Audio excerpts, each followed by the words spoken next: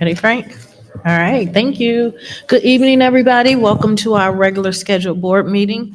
The time is now 6:00 PM, and we are going to call this meeting to order. Madam Secretary, roll call, please. VP Bowman. Present. I'm present. Trustee Dooley. Present. Trustee Gross. Present. President Hannah. Present. Trustee Miller. Present. Treasurer Terry. Present. We have a quorum. Thank you. If we can all stand for the Pledge of Allegiance.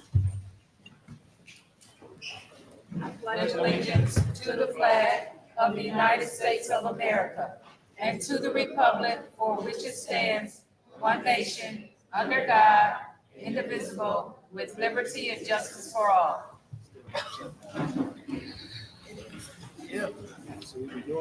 Can I get a motion for the approval of the agenda? Support. It's been moved by VP Bowman, supported by Treasurer Terry to approve the agenda. Any questions? Roll call. I'm voting yes. Trustee Dooley. Yes.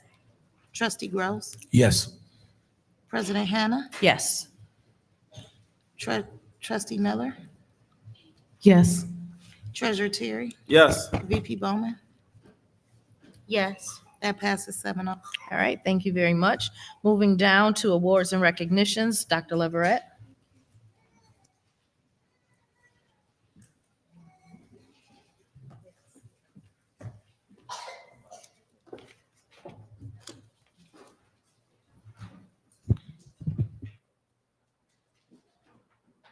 Good evening. Thank you, President Hannah, to our trustees, to our esteemed guests, staff, our wonderful students that are here this evening, to our parents, to our mothers, our fathers, our grandmothers, our grandfathers, our aunts and uncles, sisters and brothers and cousins, and everyone in between. I am so excited to see you all this evening. This is a very exciting event because we get to celebrate and acknowledge your children, our children. This is a village, and you all are an example of what it takes to educate our students. You are also an example of what we have intentionally identified in our district strategic plan as it relates to student academics as well as social emotional well-being. So I just want to congratulate all of you and thank you so much for being here this evening. At this time, I would like to call Principal Johnson, who is the principal of Alcott, to assist me with these recognitions this evening. Thank you.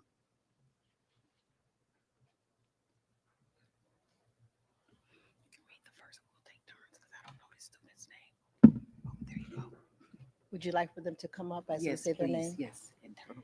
Dr. Leverett said, please come to the front as we call your name. Itzel Borja. In recognition of your achievement of obtaining a level of proficient on the 24-25 M-STEP state testing assessment.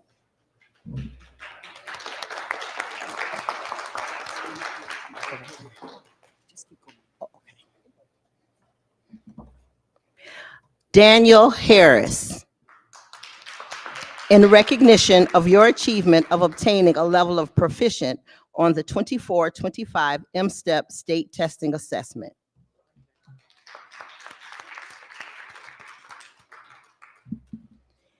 Ethan Liu. In recognition of achievement of obtaining a level of proficient on the 24-25 M-STEP state testing assessment.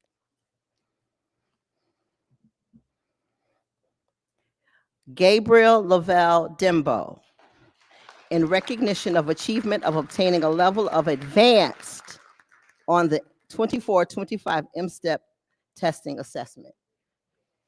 He's right there. Go that way. Go behind me. Come behind me. Sorry,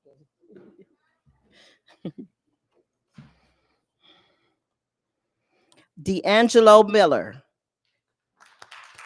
In recognition of your achievement of obtaining a level of proficient on the 24-25 M-STEP state testing assessment.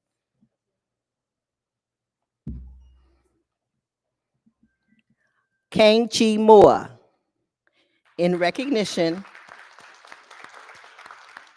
of your achievement of obtaining a level of advanced on the 24-25 M-STEP testing assessment.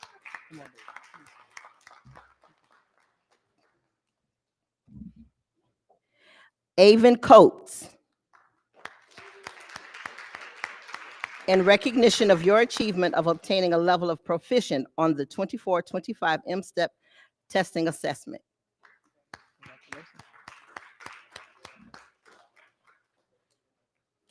Caleb Cruz Maldonado. In recognition of your achievement of obtaining a level of proficient on the 24-25 M-STEP state testing assessment.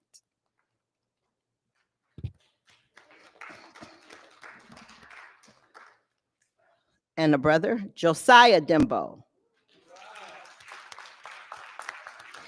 In recognition of your achievement of obtaining a level of advanced on the 24-25 M-STEP state testing assessment.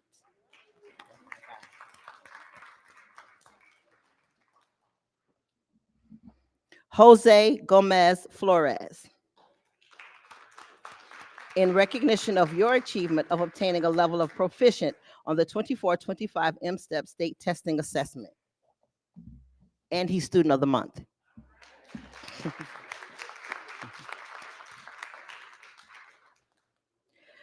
Prince Gray. In recognition of your achievement of obtaining a level of advanced on the 24-25 M-STEP state testing assessment.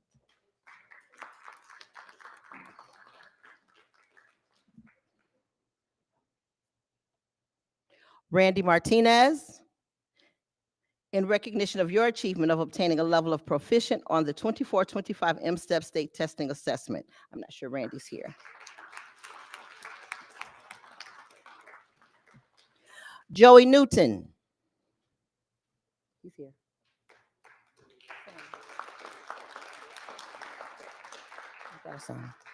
In recognition of your achievement of obtaining a level of proficient on the 24-25 M-STEP state testing assessment. This is a good thing to have to read so many. Amadis Reyes. In recognition of her achievement of obtaining a level of proficient on the 24-25 M-STEP testing assessment.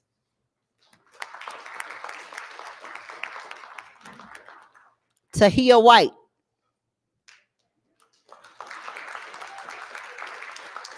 In recognition of your achievement of obtaining a level of proficient on the 24-25 M-STEP state testing assessment.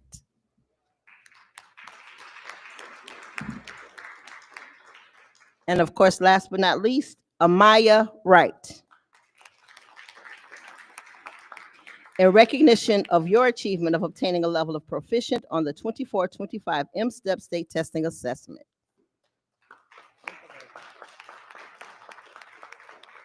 These are your Alcott achievers.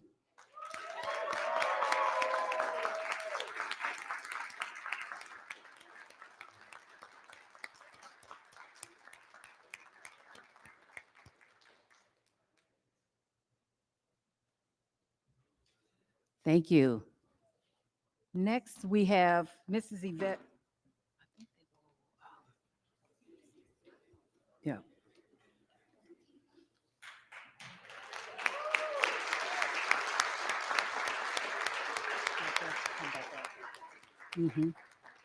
Mrs. Yvette Williams will help me with the Whitman School recognitions. Where is she? Ah, Dr. Paul, hello. Dr. Paul. Yes. Thank you, Dr. Paul.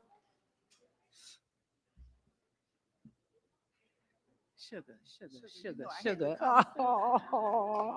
Oh, it's so good to see you. Good to see you. In your own way, Doc. Okay. Well, good evening, everyone. It's good to be here. I had to come out for my sugar puddings, okay? So, Yvette, thank you for willing to step in. But I told my daughter, I said, no, you got to get me to the board meeting because I got to see my sugars and to see you all. So I'm here to congratulate my students on their achievement over the M-STEP test. And one of the things is when the kids know you believe in them, they will achieve. And yes, it was a lot, getting them organized and getting them to sit down. But you have to make sure that the environment for testing, and I thank you, Dr. Leverett, for all of this, that you have to make sure that the testing environment is conducive for them. Because some kids test better with other people, so you have to know your kids as well as know your student and who will test better with who. So I'm going to, these are the certificates. My first one I have is Omari Beck. Omari, I thought I saw Omari. Omar, not Omari, I'm sorry, Omar Beck. In recognition of your achievement of obtaining a level of proficiency in math on the 24-25 MSTEP testing assessment. Oh, there you go, Omar, thank you. Kennedy Briggs, and those of you who know me that I said, I'm sorry, I called all of my parents and I'm thinking, I wanted to make sure that all the parents showed up tonight because the kids need to be recognized. And when, as a parent involvement is so important. So I know that I've been out for a while, but I know that Toye and Miss Lane had made sure that the parents got the letters. But I just wanted to reassure that they got the letters, and then I did a phone call too. So Kennedy Briggs, is Kennedy here? I didn't see Kennedy. She's not. I'll take that one with me. Sakayla Gaines. I talked to Mom. Sakayla's not here.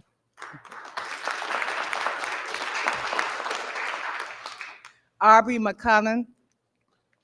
So I ran into Aubrey's mom yesterday. I was at Sam's Club.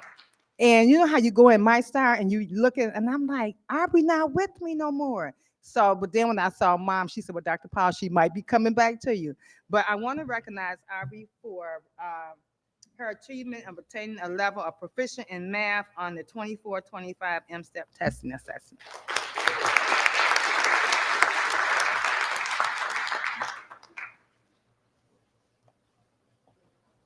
The next student scholar I have is Christian Powell. Christian, I talked to Mom Saturday. They have moved back to Atlanta. And she said, Dr. Powell, but somebody had called her and said that the board meeting will be live. So Mom, if you're on, yeah, if you're on, we're here congratulating Krishna on his achievement, his level of achievement, proficient in math on the 24-25. Congratulations, we are so proud of Krishna, and I miss him.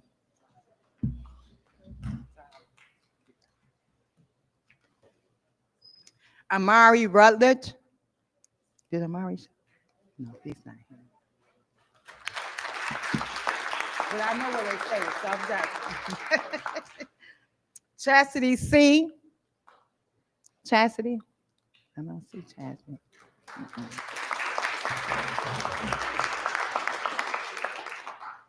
Braden and Barkus, the twins. I don't see them either.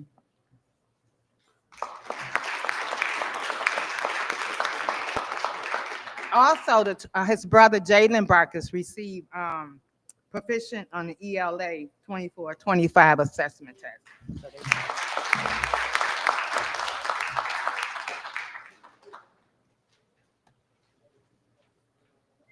Fernando Galena, he was another student that we had to move, and I haven't been able to contact the family to see exactly where they moved to, but I will reach out to Miss Carmen in student services to make sure I can mail this to him.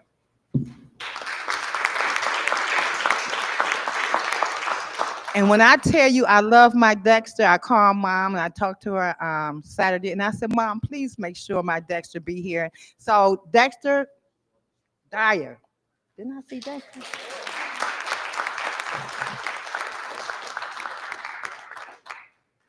So in recognition, Dexter received, obtained a level of proficient in math and advanced in ELA for the 24-25 state test assessment. So congratulations, Dexter. Thank you. That's my Dexter. You can go over there. LaNasia Evans. Is LaNasia here? I want to congratulate Lanasia for obtaining a level of proficient in math, even though it took her all day, 2 days. But I kept saying, just take your time, sugar. But yeah, Lanasia got, and she received proficient in math. And this is also my roommate. Thank you. Congratulations, Lanasia. My next scholar, I have Aviana Jack, who received proficient in both math and ELA. I saw Aviana.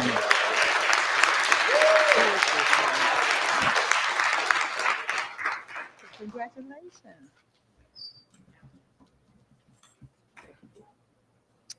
And my last student, he's in 6th grade now, Kadari Rutherford. Kadari, who took all day, all night, maybe 3 days to take the test, okay?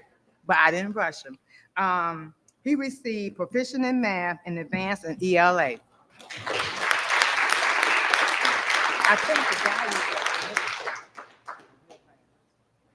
I just want to say again, congratulations to Whitman Scholars. I believe in you. I've always believed in you, and we're going to be proficient this year on the 26th assessment.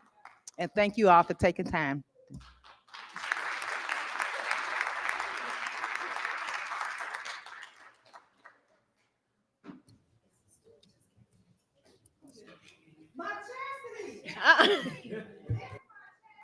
All right, let's give Whitman and Alcott and their families a big round of applause. Thank you so much.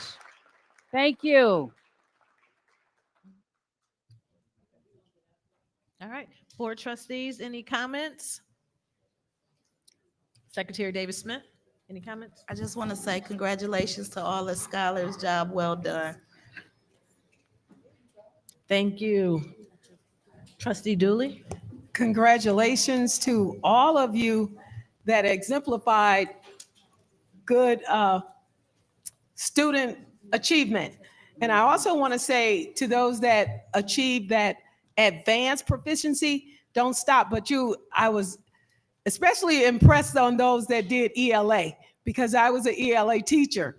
So keep going. You will definitely need to know how to speak and write properly. So that's a good foundation. Keep up the good work, each and every one of you. Mom, dads, keep going. I support you in your endeavor of making sure your children learn. Keep that environment in the home. Make sure, and I'm gonna stop in a minute, make sure that they have a particular time to study. Stay with it. If you don't understand something that they're doing, please reach out to the teachers. They are readily available, because we want to increase this and keep it going. Thank you. Thank you. Trustee Miller? I just want to say congratulations to our scholars at Alcott and Whitman. Congratulations to the parents, principals, and teachers, and everyone involved in their education. Thank you. Thank you. Trustee Gross?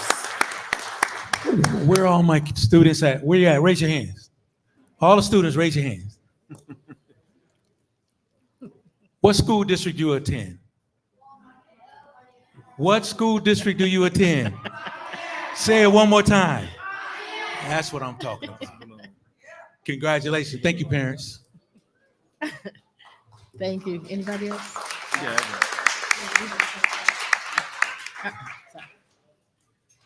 VP Bowman.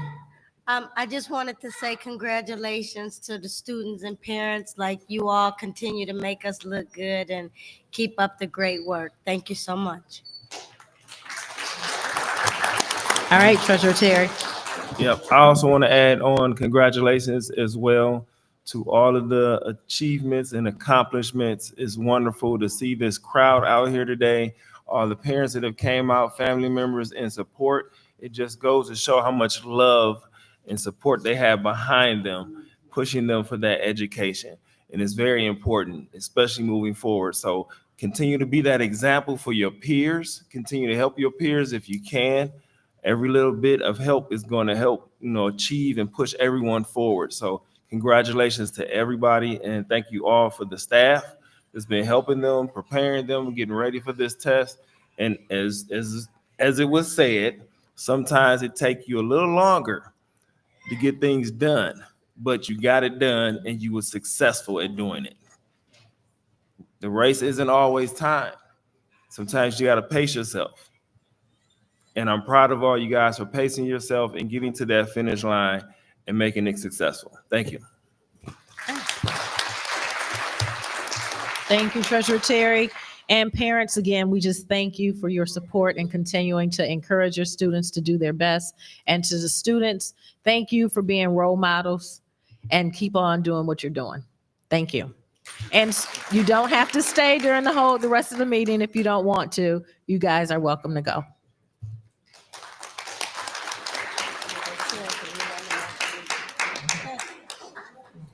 All right. No school tomorrow. Oh, yeah, no school tomorrow. Yeah. All right, moving down. We'll let them move out, those that are leaving.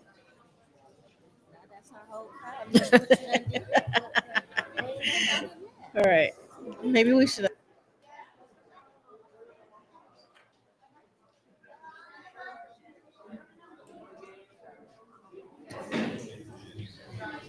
But it felt good for them minutes. Yeah. No angry reaction.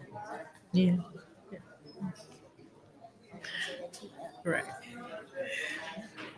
All right. Well, trustees, we are going to continue with our agenda.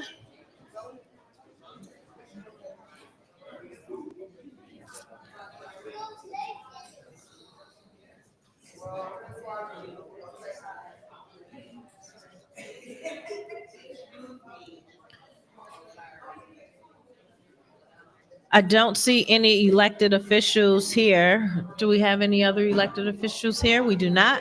So good evening again, trustees. We're going to continue with our agenda. Moving down to the consent agenda. Can I get a motion for the approval of the consent agenda? So moved. Support. It's been moved by VP Bowman, supported by Trustee Gross for the approval of the consent agenda. Any questions? Roll call. Trustee Dooley, Yes. Trustee Gross, Yes. President Hannah, Yes. Trustee Miller, Yes. Treasurer Terry, Yes. VP Bowman, Yes. and I'm voting yes. That passes 7-0. All right, thank you. Moving down to information from the superintendent and administration, Dr. Leverett. Thank you. Thank you. At this time, we'll have a report presented by Ms. Jennifer Watkins. Yo and yo, this is the 24-25 audit report. Hi, Jennifer. Hello, thank you for having me Thank you. tonight. So it's on the screen, but you guys also have it in front of you, the PowerPoint presentation. It's just a summary of what your audit is. It was due today and it was done on time, so that's a good thing. Couple just, I guess, cleanup items. The federal government has not given us a compliance supplement yet. So this year we filed your audit, your financial statements on time, and they changed the law that your single audit, you normally get 2 reports. One's your regular audit, one's over your federal dollars called the single audit. That one cannot be done because we don't have that compliance supplement. It's the whole state of Michigan. It's the whole United States. But the state of Michigan Department of Ed has given us 30 days once we get that report. So everything will be done timely. We'll make sure of that. But just so you know, those housekeeping rules, and you'll get those finalized statements as well. But this is a summary over everything. So the first slide is just a little bit about myself. I am the principal on the job, and you have some managers as well that help out and staff. That's a great team. Next year, I get to move that to 20. I've almost been auditing schools for almost 20 years, and I lead up our education department at Yo and Yo, and we do 80 plus school districts. Next is a little bit about the responsibilities. This is a snippet right from your audit report. The audit report is kind of the base of why you get an audit, but it talks about the different responsibilities from the district's point of view to the auditor, and that the school district is really responsible, obviously, for the day-to-day operations, the internal control structure, making sure things are, getting to the statements properly, and then your auditor is coming in, giving it that second look to make sure they're free from material misstatement, and can we say that at the end of the day? The next slide is somewhat of our procedures from beginning to end. starting with a lot of those internal controls, understanding the process, making sure things are getting to the right place properly, that there's review, monitoring, things like that. Also, I'm not going to read everything to you, but there's a lot of compliance testing, a lot of testing. You have all these grants, they require testing. Michigan Department of Education has their own testing and their audit manual. So we're doing all of that testing to make sure that you're compliant and there's no issues. The next slide goes over your overall results. So you received an unmodified opinion. That's what you want. It's considered a clean opinion, and it's the highest level of assurance we can give you. So that is good news. The next few slides are snippets right from your audit report. So overall, at the end, and this is as of 6/30/2025, so it's last fiscal year. And I always mention this is a snapshot of that day and time where things were. So some things have to do with timing. Things get accrued back for things that happen in July and August. For example, your total assets for the end for all your governmental funds is 49.5 million, but things that are included in that is like July and August state aid, it gets accrued back. Here too, you have the general fund, that's major. And then sinking fund is another major fund. And then all the other funds combined is that non-major fund column. So like debt funds, the capital project funds, food service, things like that. And then your total liabilities for the district is 17.6 million. And again, accrued back like summer pay for teachers and including their benefits. And then the next slide, if you go 2 more,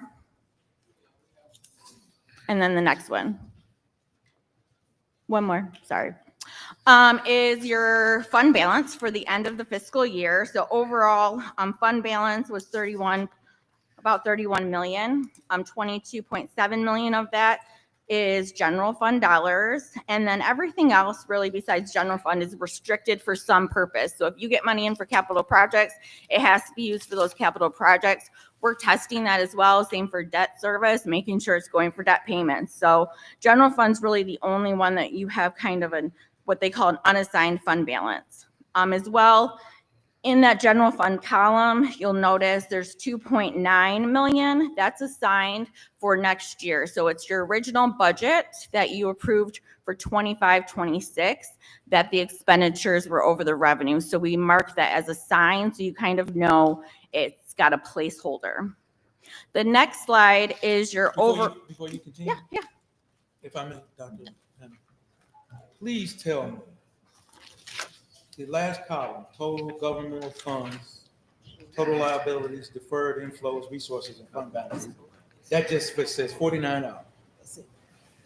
So it Explain says that. Was something cut off? Yeah, I think there's a snippet in front of it, but it's not in your financials like that. I promise. Yeah. Talk to me because For- I can see it on the on the board. I noticed that when I was reviewing it on the way here, and I'm like, as many times as I look at these, there's always some little thing that happens. Thank you. You're welcome. The next slide is your overall budget comparison. So you have your original budget that the board approved for this 25-26, final budget, and then actual results. You did as well. This is just general fund. So it's not your other funds that you do budgets for. It's only general fund, and it's all the funds that make up your general fund, like 11, 12, 13, etc. So final budget was for a difference. An increase to your overall fund balance of 300,000, and you ended better off at about an increase of 6 million. And I would note too, your expenditures are under by 13%, and those do have to be under. If you go over in expenditures, that is a compliance issue. Excuse me. Yeah. Jennifer, sorry. No, you're We do fine. have a question. Okay. Hi. Hi. The document that you're reading from on page 7, with total liabilities, deferred inflows, or of resources and fund balances. What is the numbers after 49? Do you have that on your statement? No, but I can tell you what it is. So it's, if you flip back to the slide before that one, it matches your total asset number. So it's 49,524,299. Yep, on page 6.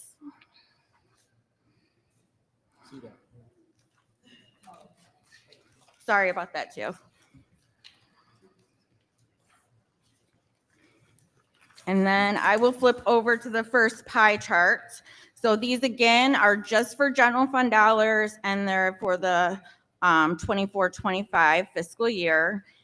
So this shows your revenues for general fund, kind of the buckets that it makes up. Overall, for local and state together, that really makes up what your foundation allowance is per child that you're getting, and any restricted state dollars. So you have 62% of your overall pie for that. And then 30% is your federal dollars. And that, to point out, this year was the last year for that ESSER dollars, that extra spending. So next year, that percentage will go down quite a bit, and your state and local will increase the overall pie for that. The next slide is your expenditures, same general fund dollars. Overall, if you add instruction and support, that's 83% of what the district is spending for their general fund dollars. And also to point out, this year, capital outlay looks, I guess, higher than usual at 10%, but it is made up of a grant. Over $9 million of that was a grant for those clean bus program. So you have an offsetting revenue for the exact amount there. The next slide is your general fund balance compared to current operating expenditures. So this percentage is used quite a bit in schools. You ended for 24-25 at 20.1%, which is a healthy fund balance. And I actually, when I was getting this slide together, I was looking back, and really, I think, I don't know if it was 19 or the year before, but it was in a deficit condition. So you've really been doing well in increasing that fund balance to a healthy amount through the last 6 years. The next slide is the overall findings of the whole audit. So financial statements and single audit, you both had unmodified opinions for both areas. For the regular financial statements, both of the findings that we had this year, we had last year. I would note that I think you're headed in the right place. We just have certain levels, and they were for material audit adjustments and reconciliations, and then overall budget variances.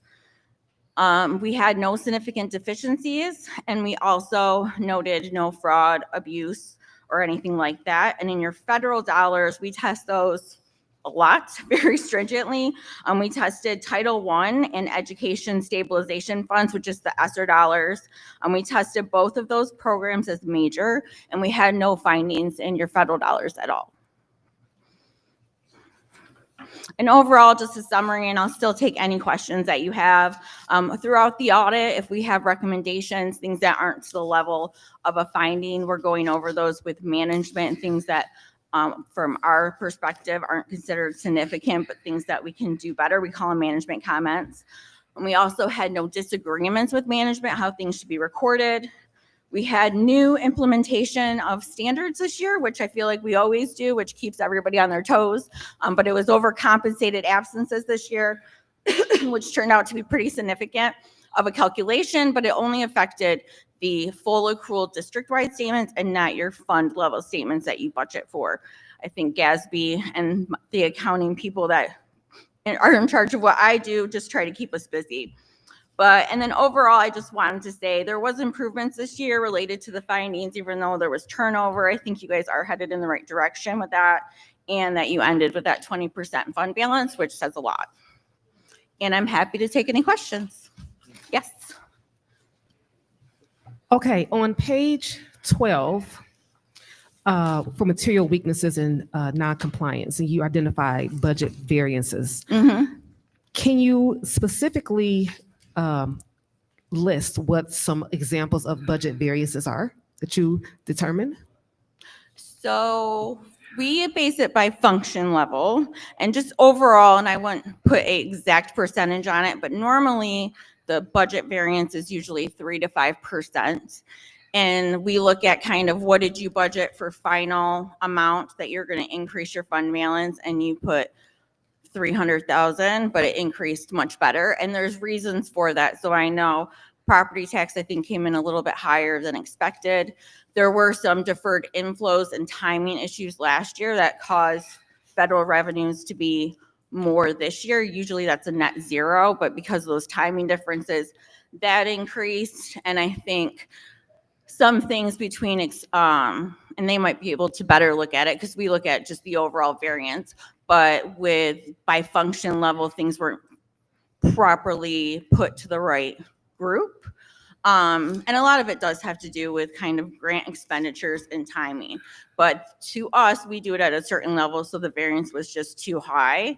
And that's why it hit the level of a finding still.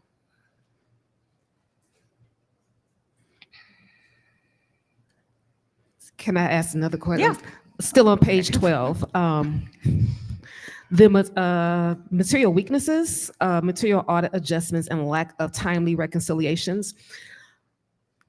The lack of timely reconciliations, did it produce a barrier for you to be able to complete the audit efficiently? Oh, if it's lack of timely, it's always a barrier. I would say that a lot of things that are done reconciling for audits are one-time-a-year things, like fixed assets, for example. During the year, you're recording them, I don't want to say on a cash basis, but all in your general fund or those funds. One time a year for the audit, we book them all to fixed assets. We do all these full accrual statements. So things like that, I mean, we would love for everything to be completed a week prior to coming out. And I think, this year there was more completed more timely, but not everything. So that's why we left it on there. Thank you But for yes. answering my questions. I appreciate it. Yep. Any other questions, trustees? Yeah. Yes, trustee Gross. Where here does it say that you guys took a look at auditing the bond and our grants? So this page that we're on right now, which is page 12, just goes, it's a summary of your so the federal awards is your grants portion. On that page where we go over audit procedures does hit on the grant compliance testing and where it says, I think it says MDE compliance testing. So the state of Michigan is who puts out the instructions for the bond testing. And we do that. We also issue, it changed last year, we issue a bond certification letter, which was also submitted, today's the deadline for that, that says we tested your bond. And there's a footnote in your the big report you'll get as well. Right. Thank you. You're welcome. I know it's extremely important with this audit and where we are and how well we do, because it also determines our bond rating. And I ask that every year after the audit where we are, and I know AAA is the best, but I think last year we were AA or something in that area. Have we expanded our bond rating, or are we the same, or are we headed in the right direction, or do you have that? I'm not sure. With the financial results, I would say that you have a chance to do better. Your overall results, even on your district-wide statements, the full accrual, Yes. you're in a better position than you were last year. Oh, good. Yes, we were pretty good last year. Yeah. Thank you. I'm good, Madam Chair. All right, any other questions? I do. Okay. Have a question, and I just want to ask for clarity purposes as it relates to fraudulent. Anything in your audit, would you have detected anything that would have alluded to some type of fraudulent activities, or anything that would have deemed us or made it required or recommending that we have a forensic audit? I understand that you all have been doing our audits for some time. I do understand what the results say, but I just want to know, based on the audit that you all provide, if that is something that you all would have detected, and would you be the audit firm to recommend to us that those type of measures are necessary? So it's probably a multi-part answer. Sorry. One, your audit that we are hired to do is not designed to detect fraud.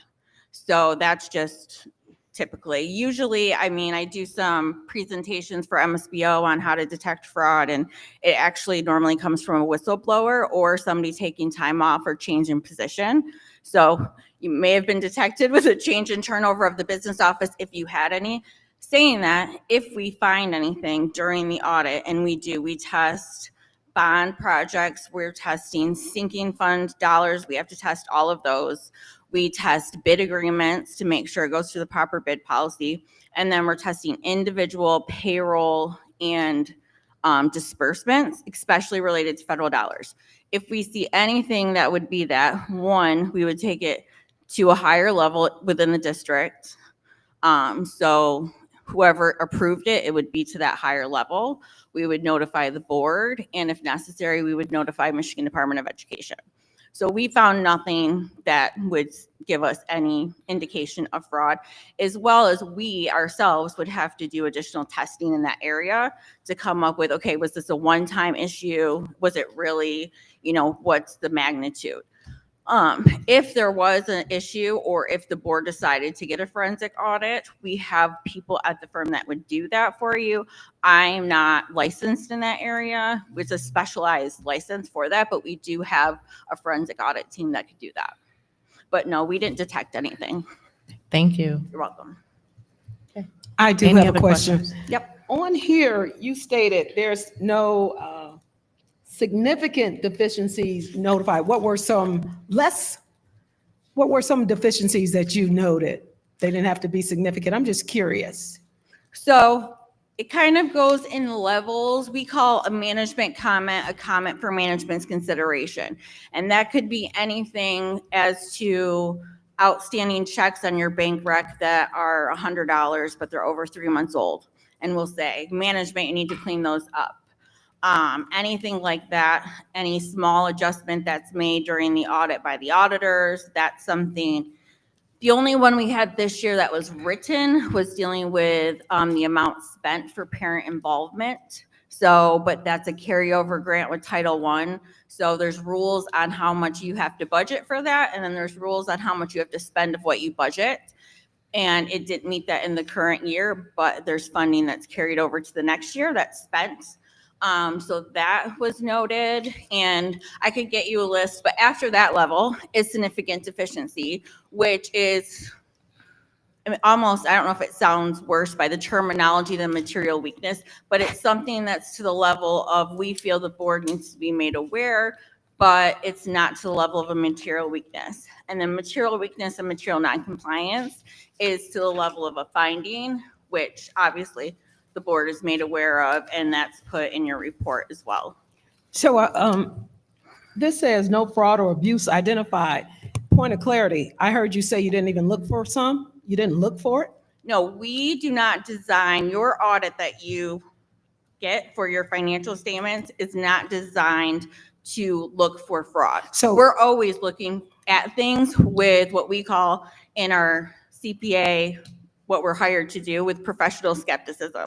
So we're always looking for it, but it's not designed to detect So it. if it's not designed to identify any fraud, how can you unequivocally say no fraud or abuse was identified? Because when we do all of our testing and everything we're looking at, we did not identify any. And But you weren't, by your own admission, by your own admission, you're saying this was not designed to look for it. Can I get some, I guess I'm in a quandary, because it's like contradicting yourself. This says no findings. Unequivocally, there was no fraud or abuse identified. And then what I heard you say, this audit that we prescribed to was not designed to find it. So I'm in a quandary. Help me out. Can I get a point of clarity real quick? I believe she's relating more. I'm talking to her, trustee. Thank you so much. I'm just trying to help her out. I don't want her help. I want her help. She's getting paid to do our audit, not Federal you. awards, if I'm correct. Well, federal awards, but your actual audit report states, and in your documents, that we can't say that we're hired to detect fraud. That would be something more like a forensic audit, but we're trained in school audits, and we're trained in being a CPA. We're taking classes all the time to identify things. So for example, when we're testing bonds, we're looking at it to say, okay, what address did this go to? And we found things before, not at your district, not during this audit, where the address it was being sent to was not a school address. We noticed that right away. We detect that, and then we would take it to the right level.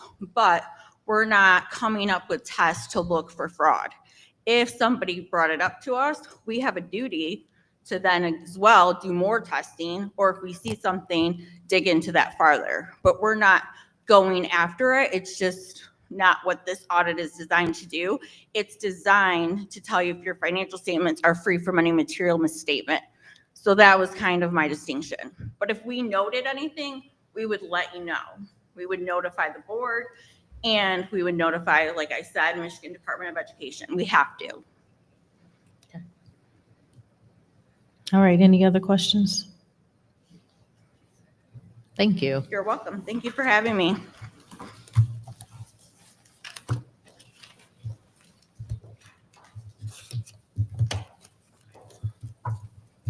All right, Dr. Leverett, SFE. Thank you. Thank you. At this time, we'll have Thomas Henry, the SFE General Manager of Operations, to do a presentation as it relates to food assistance programs to families.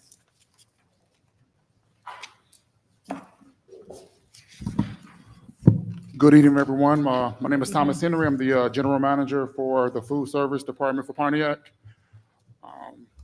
Just here with a brief presentation on resources that we have for families that are affected by the SNAP benefits.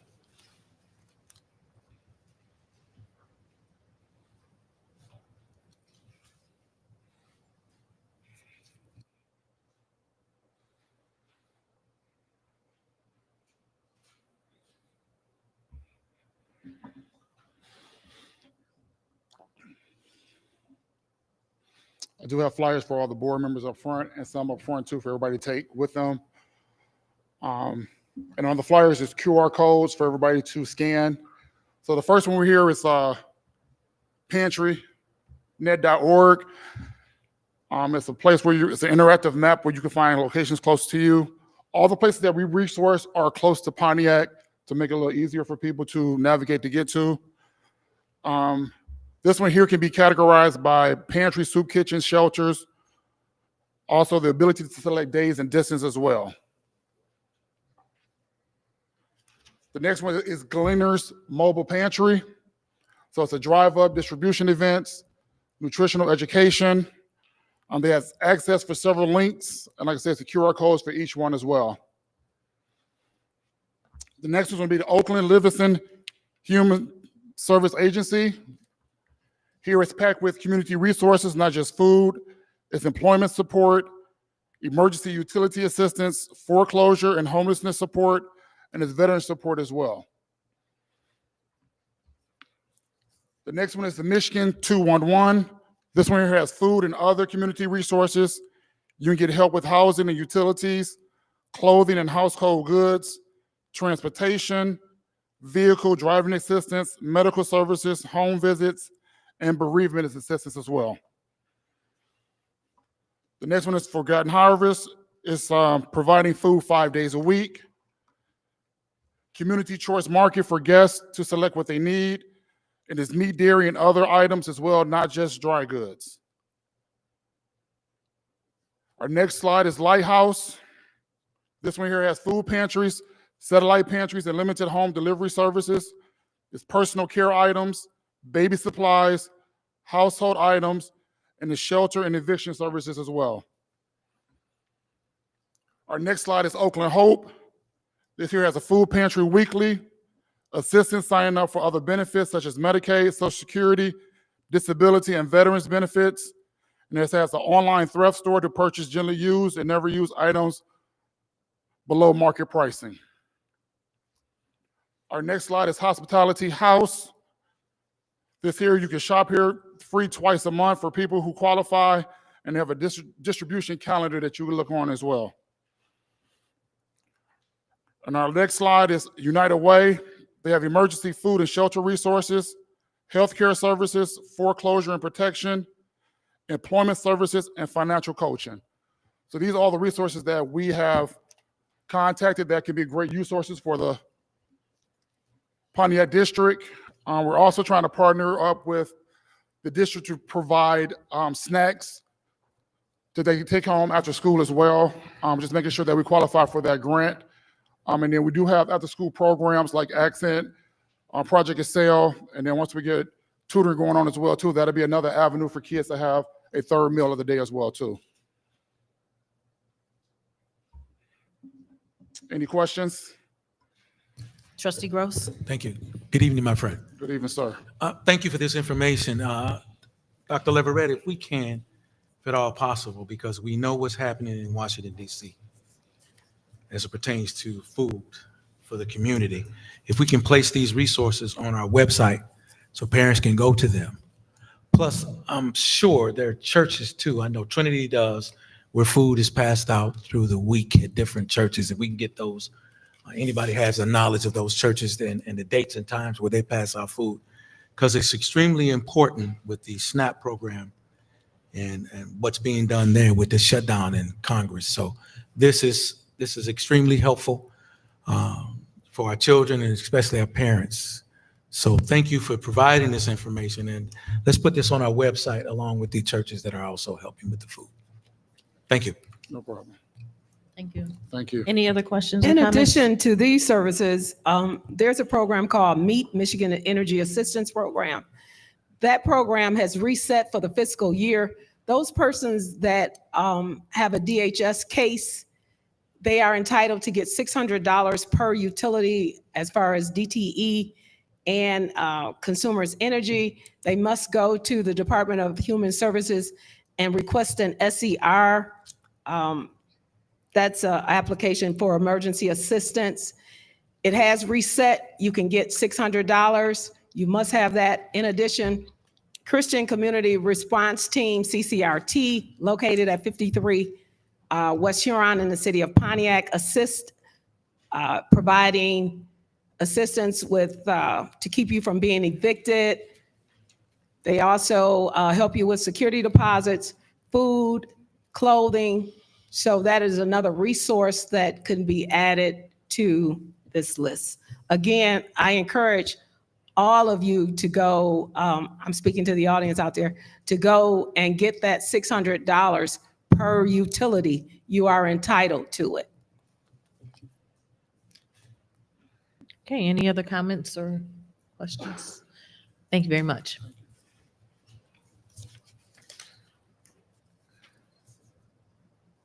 All right, now under our regular working agenda, we have for discussion our Neola policy updates. VP Bowman. Good evening, everyone. Due to my horrible voice, I'm going to ask my trustee Miller, along on the policy committee, to read the bear in regards to the first reading for our new policies. You want this, or do you have it?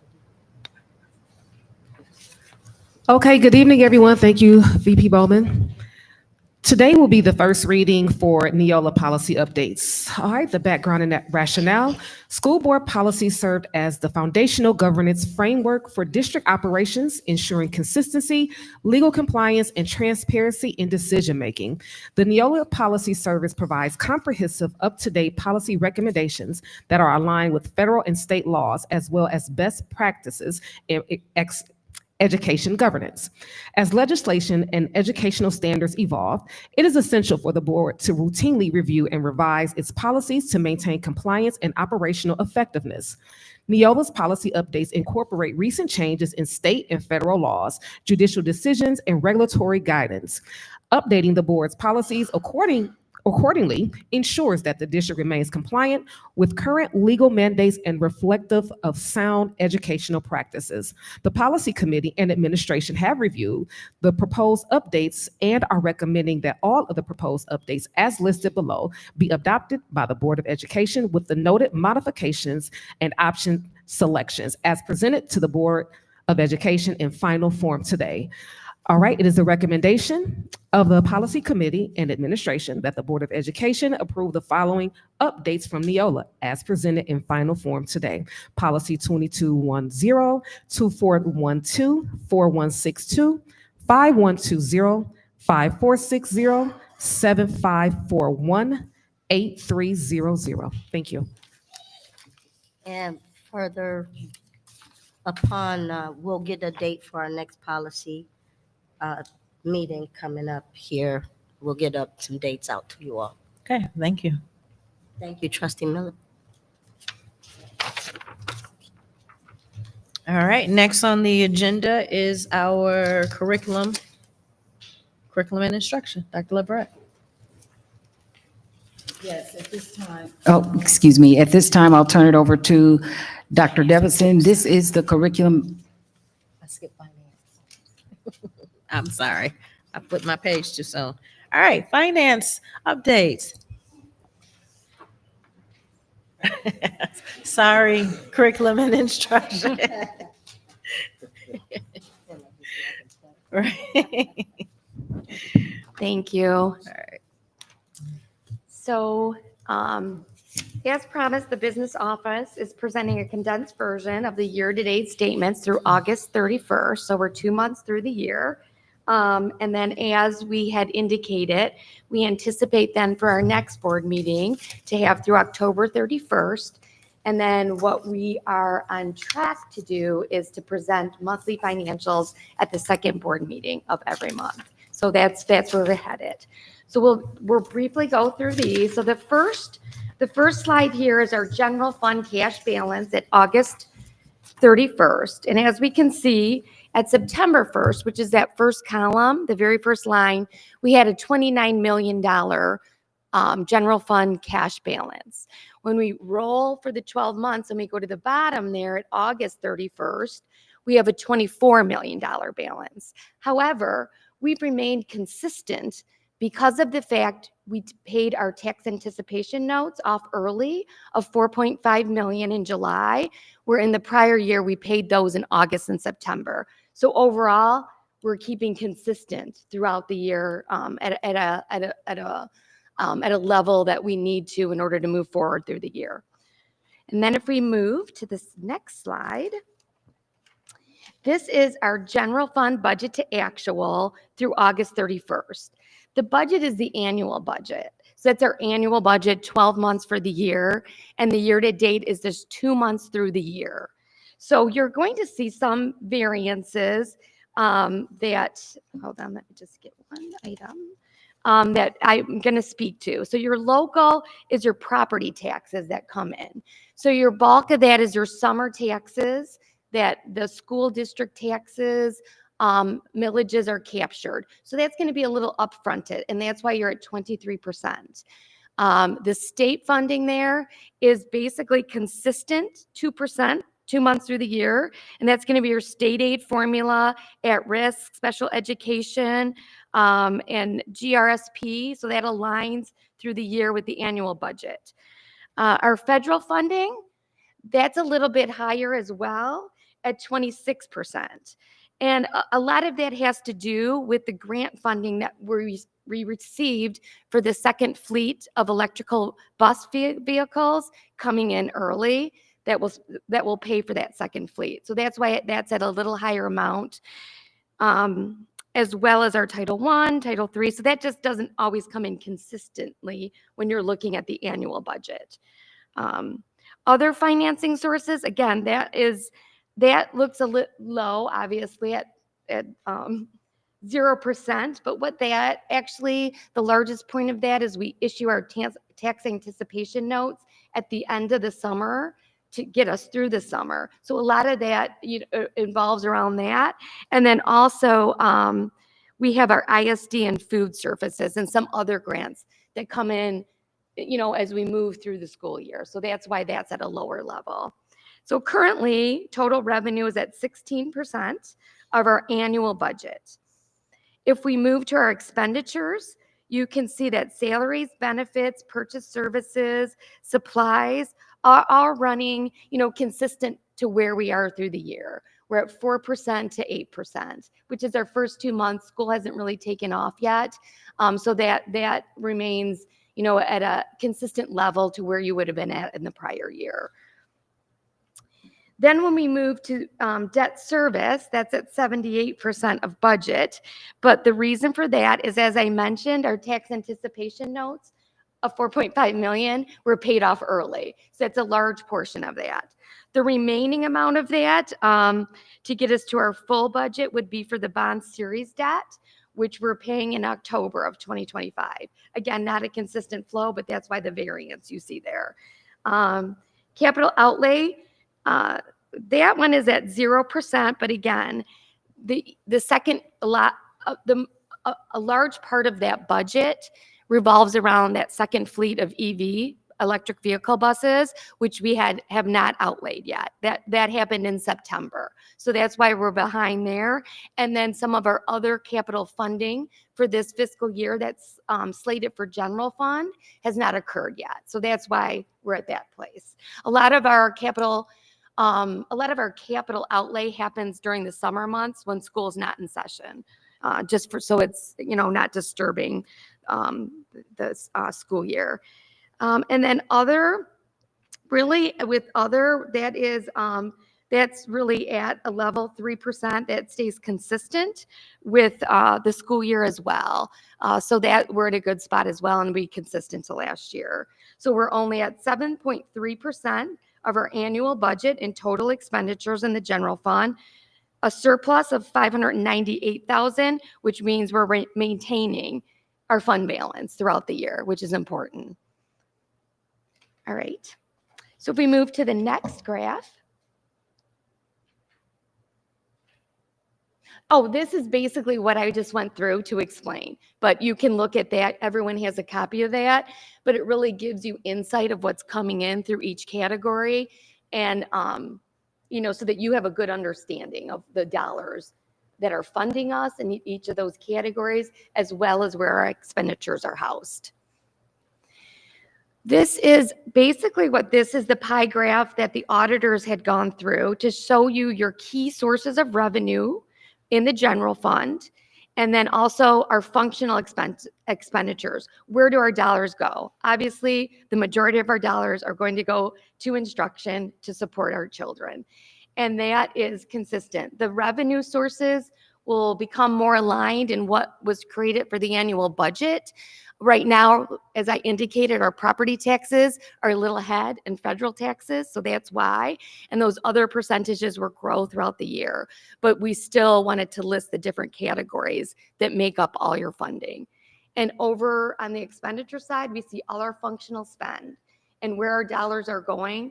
And like I said, the majority is to support our students, as you can see. All right. So now when we move to this fund, so this is our sinking fund, and this is a rolling cash flow of our sinking fund. So again, if we kind of look at it in the same way we looked at it as general fund, we see the 12.3 million at September 1st, and we're down at August 31st to 5.4 million.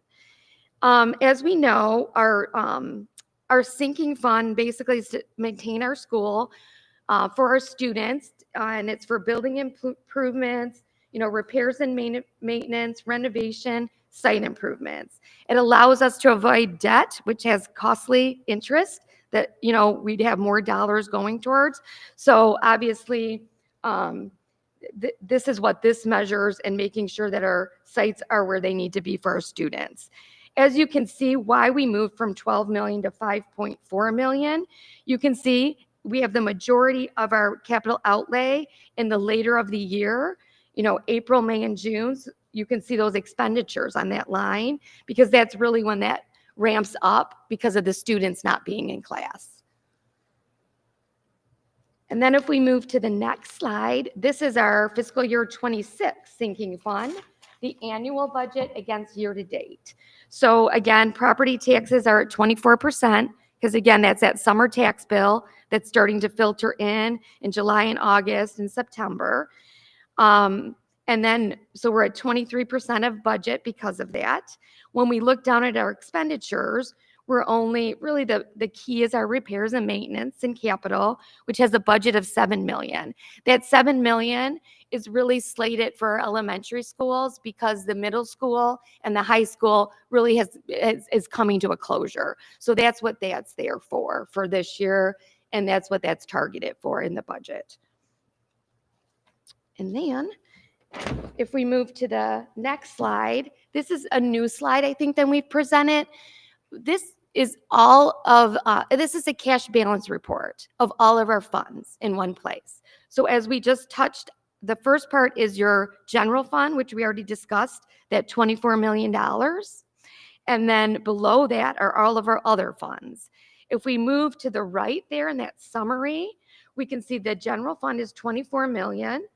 And then the majority of the funds is our sinking fund that I mentioned, the 5.4 million slated for projects. And then we have our debt fund, which we need in order to pay off our debt that's scheduled. And then we have that bond fund of $20 million. Now that is made up mostly of Series 3 that's come in that we're scheduled to spend in this year because bond Series 1 and 2 is coming to an end. But we thought this was a good snapshot so that you could see overall, with all funds condensed, that we're at that 52.75. Quick question, if I may, million. Yes. because I don't want to leave this page. Mhm. Nothing on here shows interest. No, this is just the cash position. Correct. Oh, Do you interest have expense anything for the that- year? I'm sorry, anything, yeah, because this is a considerable amount of money in the account, and I know we get interest from that. Oh, yes, we do. Actually, to your point, Okay, that okay. 2.3 million Uh-huh. on the bond series 3, it is the interest. Yes, the majority, right, Chris? The majority of that, a large portion of that. Yeah, but we can provide that. But yes, to your Right, point. I'd like to see Yes. where we are as far as Yeah, the but interest in yes. what we're getting, because Yeah, and so we'll give you that, but the majority of that 2.3 is that. Thank Yeah. Mm-hmm. Yeah, July and August. Yep. Okay. So and this is just, we wanted just to review this with you, this ending. Emergency purchases, sometimes that occurs, that we have to use funds for, but to date, July and August, we haven't had any. Again, I already mentioned in the beginning our plan for the November 17th meeting through October 31st. Our first budget amendment will be presented for review and approval at the December 16th meeting.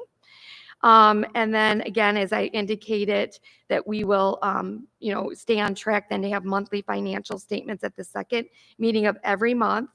And what this will help also lead to is, like working towards improving a couple of those audit findings. When having that each month, we'll be on top of, if we need budget amendments, making those timely, as we go through, because of the knowledge that we're sharing and everyone's aware of. So that is the goal. Thank you. Are there any questions? Trustees, any questions? I have some questions. Mm-hmm. Back to page 57, the page with the pie charts. Yes. All right. I'm trying to follow.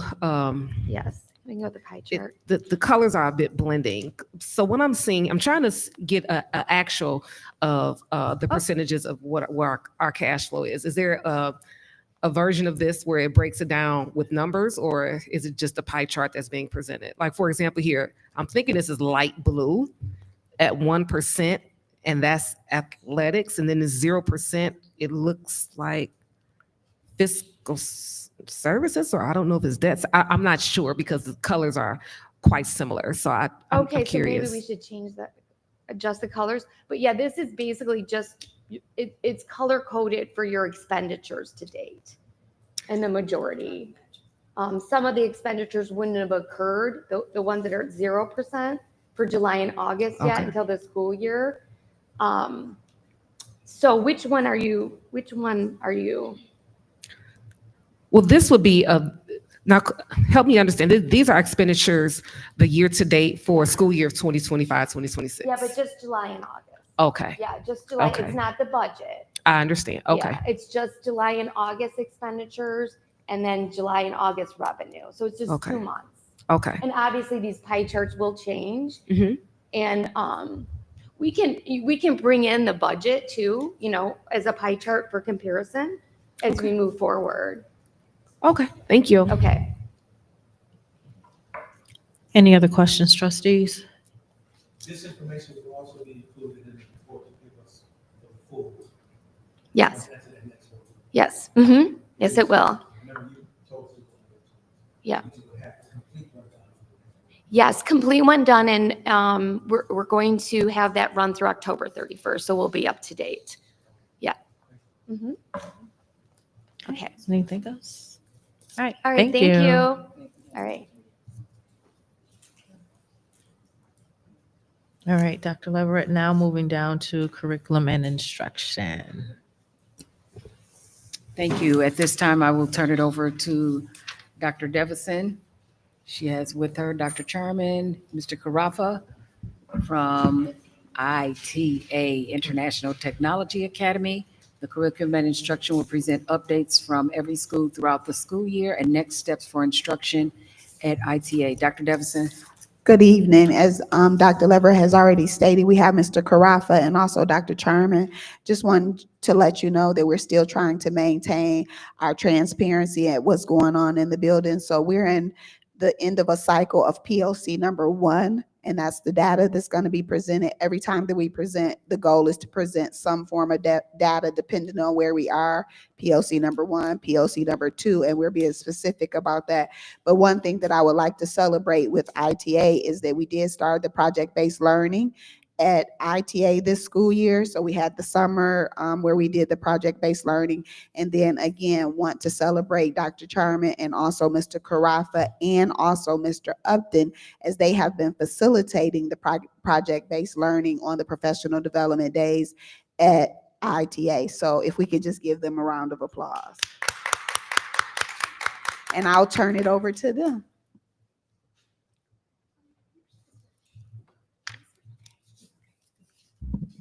Good evening, everyone, to the board, to Dr. Leverett and the Pontiac community. It is a pleasure to be here. So we will get started. All right. Okay, so for enrollment, I'll just briefly run through this. You can take a look at this. It's self-explanatory. We are at about a total of 389 students. And so as you know, as ILA and ITA merged, I inherited about a good 170 students. So it's been a whirlwind of beauty, I'll say that. So, but yeah, so we have a lot more students now. And if you look at, you can just go ahead and look at the numbers. I don't have to read those to you. And I will hand it over to my partner. Thank you. We're going to switch off every other slide here for a little while. But for the 612 enrollment, you can see that we have it broken down there. That's middle school and a first left side and high school on the right-hand side. So a total of 450, 612. Add that up to Dr. Charman's numbers, and that's a pretty good number. Okay, so attendance in September and October was right around 88% for us. And then ITA 612, a little bit different there, especially for the month of September. We're experiencing attendance days daily in the mid to high 90s percentage. And then in October, we kind of fall back to our level where it's pretty consistent in that's the mid to high 80s, kind of like what Dr. Charman talked about for ITA elementary 2. So we are pretty excited about those numbers too, and we'll talk a little bit more about some of those things coming up here. Question real quick, if I may, attendance-wise. Yes. How has the threat of federal agency ICE affected your attendance? I'll start because I probably have about 85 to 88%. I'm just going off the top of my head in terms of ELLs, English language learners, bilingual students. And so, yes, there has been, we've had some who have been deported. We've had some fear around students, not coming to school at certain times. But for the most part, it's been pretty steady. But we have seen some of that. We have seen some of those changes. Because we hear things as throughout the community and the district, when there's a threat of ICE being there, we've had kids who have not shown at all because of the threat alone. Yeah. And that has affected you because the majority of your students are Black and brown students Yeah, there. absolutely, absolutely. Yeah. And not only that, but also same thing with some of our older students, our high school students. Many of them are the head of the household, or and so they are also kind of worried about their well-being too. If their parents are involved in something like that, they don't want to be involved in that too, because they may be the head of the household. So it has affected a little bit, but again, this year so far to start, I think we've had some good numbers. And I think it's because the students and the families believe and know that our schools are safe from that type of outside threat, because we've all been, told by our higher ups how we should handle these situations. So we really have been fortunate, thus far as far as that goes. And that's why I'm asking this question, because I want our students to feel safe. Yeah. That's important. And you share that information and let them know.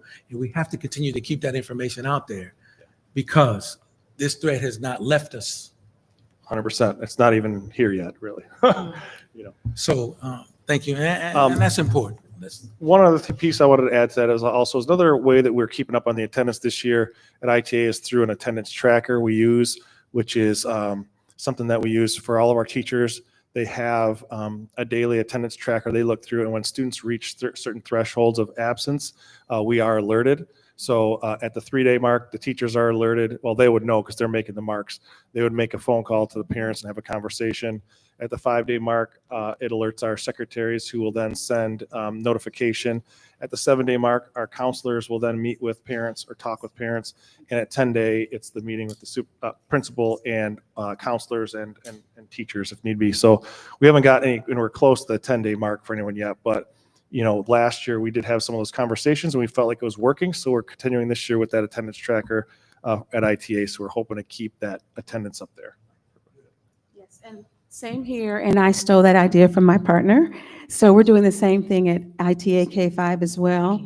And I was just going to say, also getting back to the immigration piece, we have a lot of support.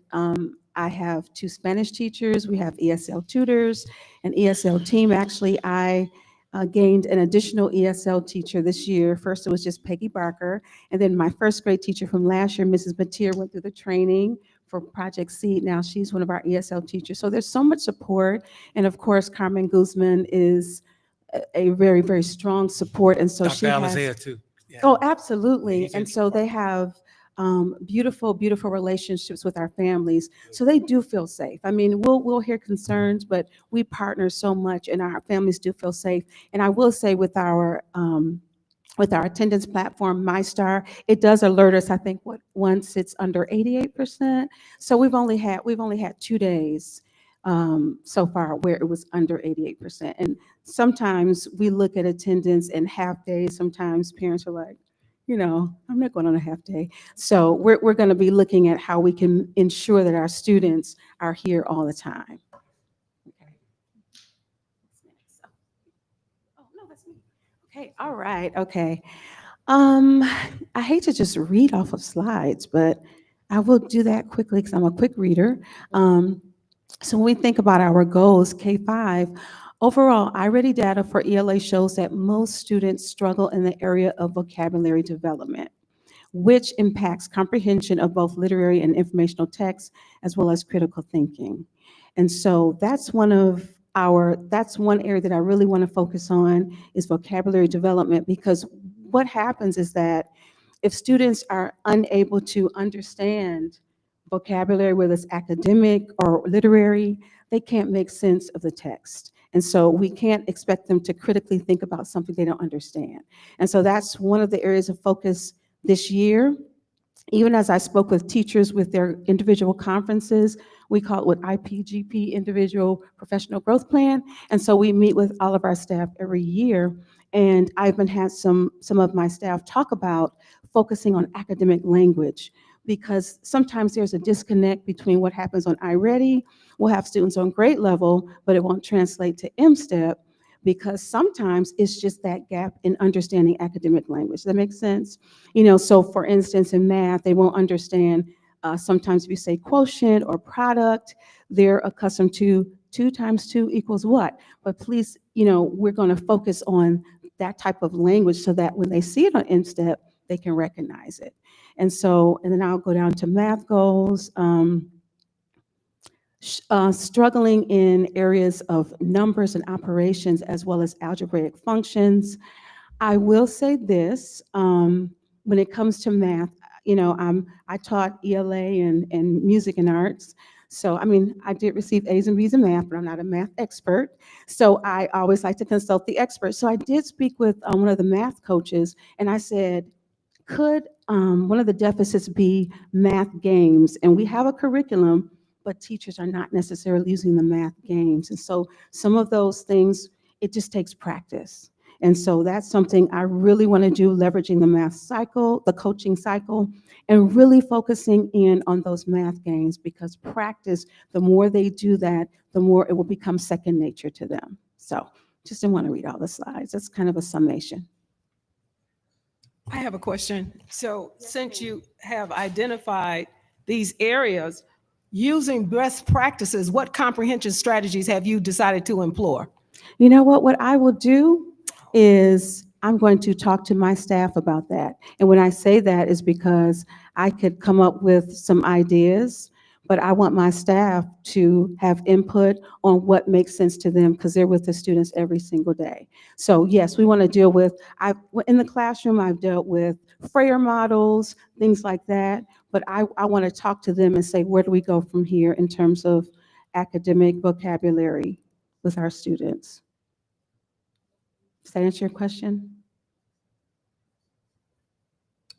In all honesty, no. Okay. But I'm going because, and I say that because I'm a retired educator. Yes, ma'am. And you should have been able to identify some strategies just off the top of your head. Well, I can tell you we use context clues, we use Freyer models. Yes, ma'am. Okay. All right. Okay, so 612 goal updates for MyKIP. Here is what we are looking at for the reading and writing goals for middle school and high school. This year, we've implemented some intervention courses in ELA for middle school and high school students.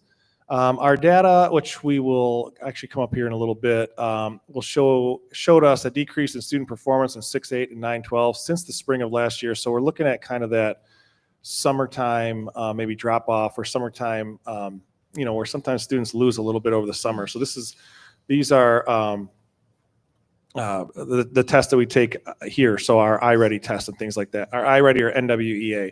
And what we're showing is a decrease in performance from the spring to this fall. So we knew that was going to happen anyways. And so we decided last year when we were talking, we were going to get some intervention courses going for ELA.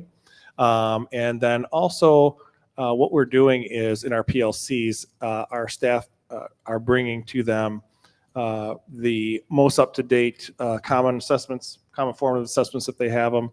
A lot of our teachers only teach, one teacher teaches the course, so we don't necessarily have common formative assessments. They'll bring their assessments or their local pre and post data to our PLCs so we can start looking at those students more closely. We have obviously the list of our students, so we look at those students more closely, kind of like tracking their movement a little bit to see where they're at. And then at those PLCs, that's where we decide a little bit more about a strategy or strategies we might use moving forward. But again, we have those intervention courses in middle school and high school for ELA. And that's supposed to say, I'm sorry, that second one's supposed to say intervention courses in math for middle school, not ELA. But again, we reviewed the iReady data, and again, that phonics data should be up there. I think I might have put those two on the wrong lines there. But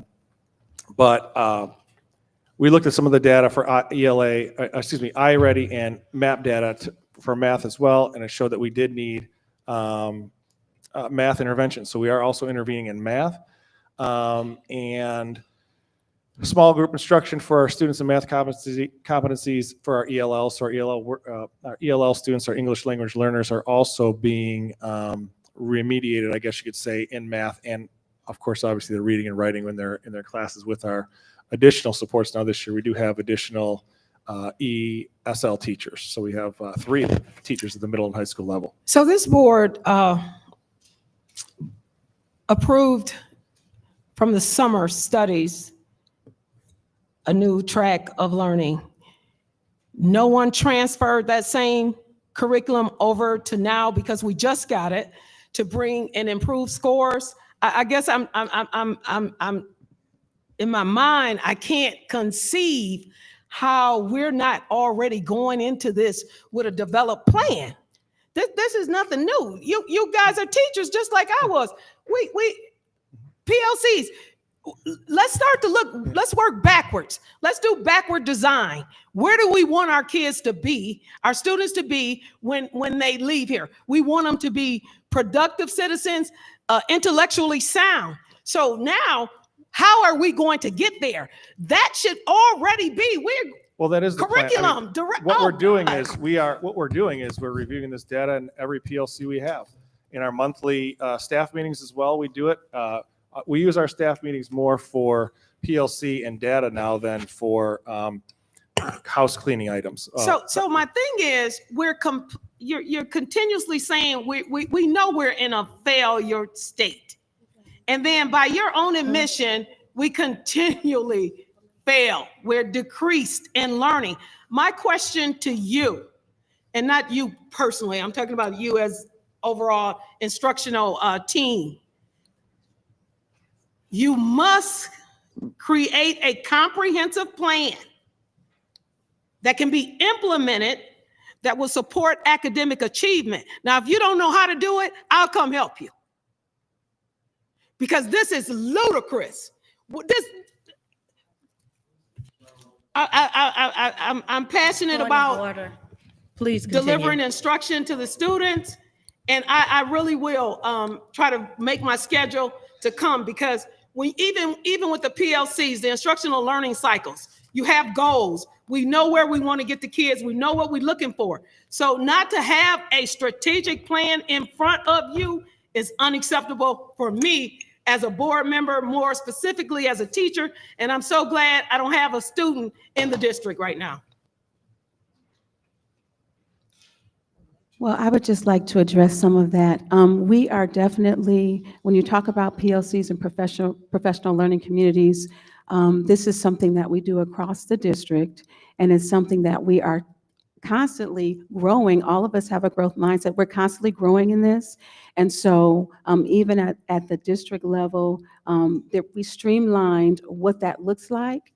We make predictions about data, we analyze data, and then we begin to look at root causes. So it may seem redundant, but I do want to add this. We are working at this. We have seen growth even tonight as we were a witness to the advanced and proficient students. We are growing, and this is going to continue. But I do want to mention a testimonial. I need to mention this to you. What I have seen, there's one teacher. Well, let me say that I have a student who, and remember, my population is primarily ELLs. And I had a student years ago, he's in 4th grade now. He came in kindergarten speaking absolutely no English. But I'm looking at him now in 4th grade speaking fluent English, and he's a straight A student right now. His teacher is just raving about him. So we are making strides, and also I've seen a lot of growth.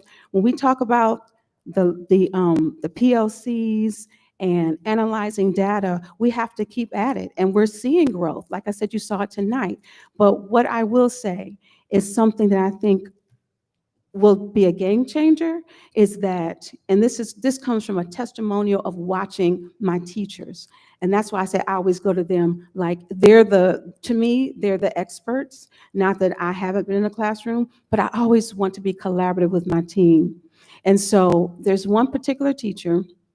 Last year, she had 3 students who were at the kindergarten level, okay? And then, no, I'm sorry, 3 that were emerging in terms of iReady. And by the end of the school year, she had 11 who were on grade level. And we talked about her secret sauce. We talked about the panacea. We talked about what we're trying to do differently. She gives up she sacrifices her prep time. She comes to the job at 6:30 in the morning to tutor students. And so what we're looking at is a deficit of time, of will, and skill. So our children need all of us to learn and grow. There's something called language dancing when a child does not have appropriate and meaningful banter with their parents between 6 years and between 0 and 6 months. They're already at a deficit. And so sometimes we look at our families and what our children are dealing with. We have to be the answer for them. And so it takes all of us. So when I see this teacher who went from 3 students grade level to 11 in one school year, she was putting in the time. She was putting in time. Everybody doesn't have the time. Everybody doesn't have the skill or the will. So all we can do is continue to try and to make it happen. But that is the issue. It's not that we don't have strategies. It's about who has the time to, when you have children come in and they're at a deficit, who has the time to help them make up that time? With all due respect, I certainly appreciate those students that were representational of making proficiency and some advance. But when you look at the bigger schema, they fly under the radar. That's no percentage.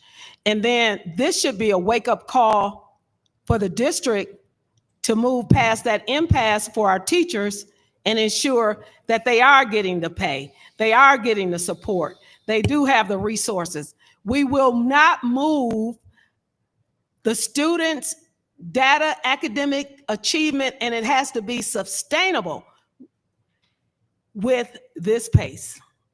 And again, I'm a retired teacher, 30 years. So I'm not talking what I don't know. I'm talking about what I do know. So this is not a hypothetical. So we have to do better. And the one teacher, I applaud her, him or her. But we have several teachers in the district, in all of them. And if it's advanced training, we might need to look at what are we doing for our professional development. Let's develop our our instructors in an area that will yield productivity, a measurable outcome in their academic studies. And I hope my authoritative position, my voice does not make you think I'm not angry, but I am passionate about this. And we are here. All roads lead to academic achievement. All roads. Everything this board does, we are to provide oversight to achieve that goal, educating our students. So all of us, it's not personal attack at all of us, from our one employee, the superintendent, down to all of us that oversight and make up this district. We must come together. And I say, let's look at what we're doing for those teachers, because teachers cannot deliver. I'm gonna be through in a minute. Yes, Teachers Trustee cannot Dooley. deliver good instruction and put that time in if they have to worry about their wages for home. Thank you, Trustee Dooley. We need to keep going with our Yes, presentation. ma'am. Okay, Dr. so PBL, that is an acronym for project-based learning.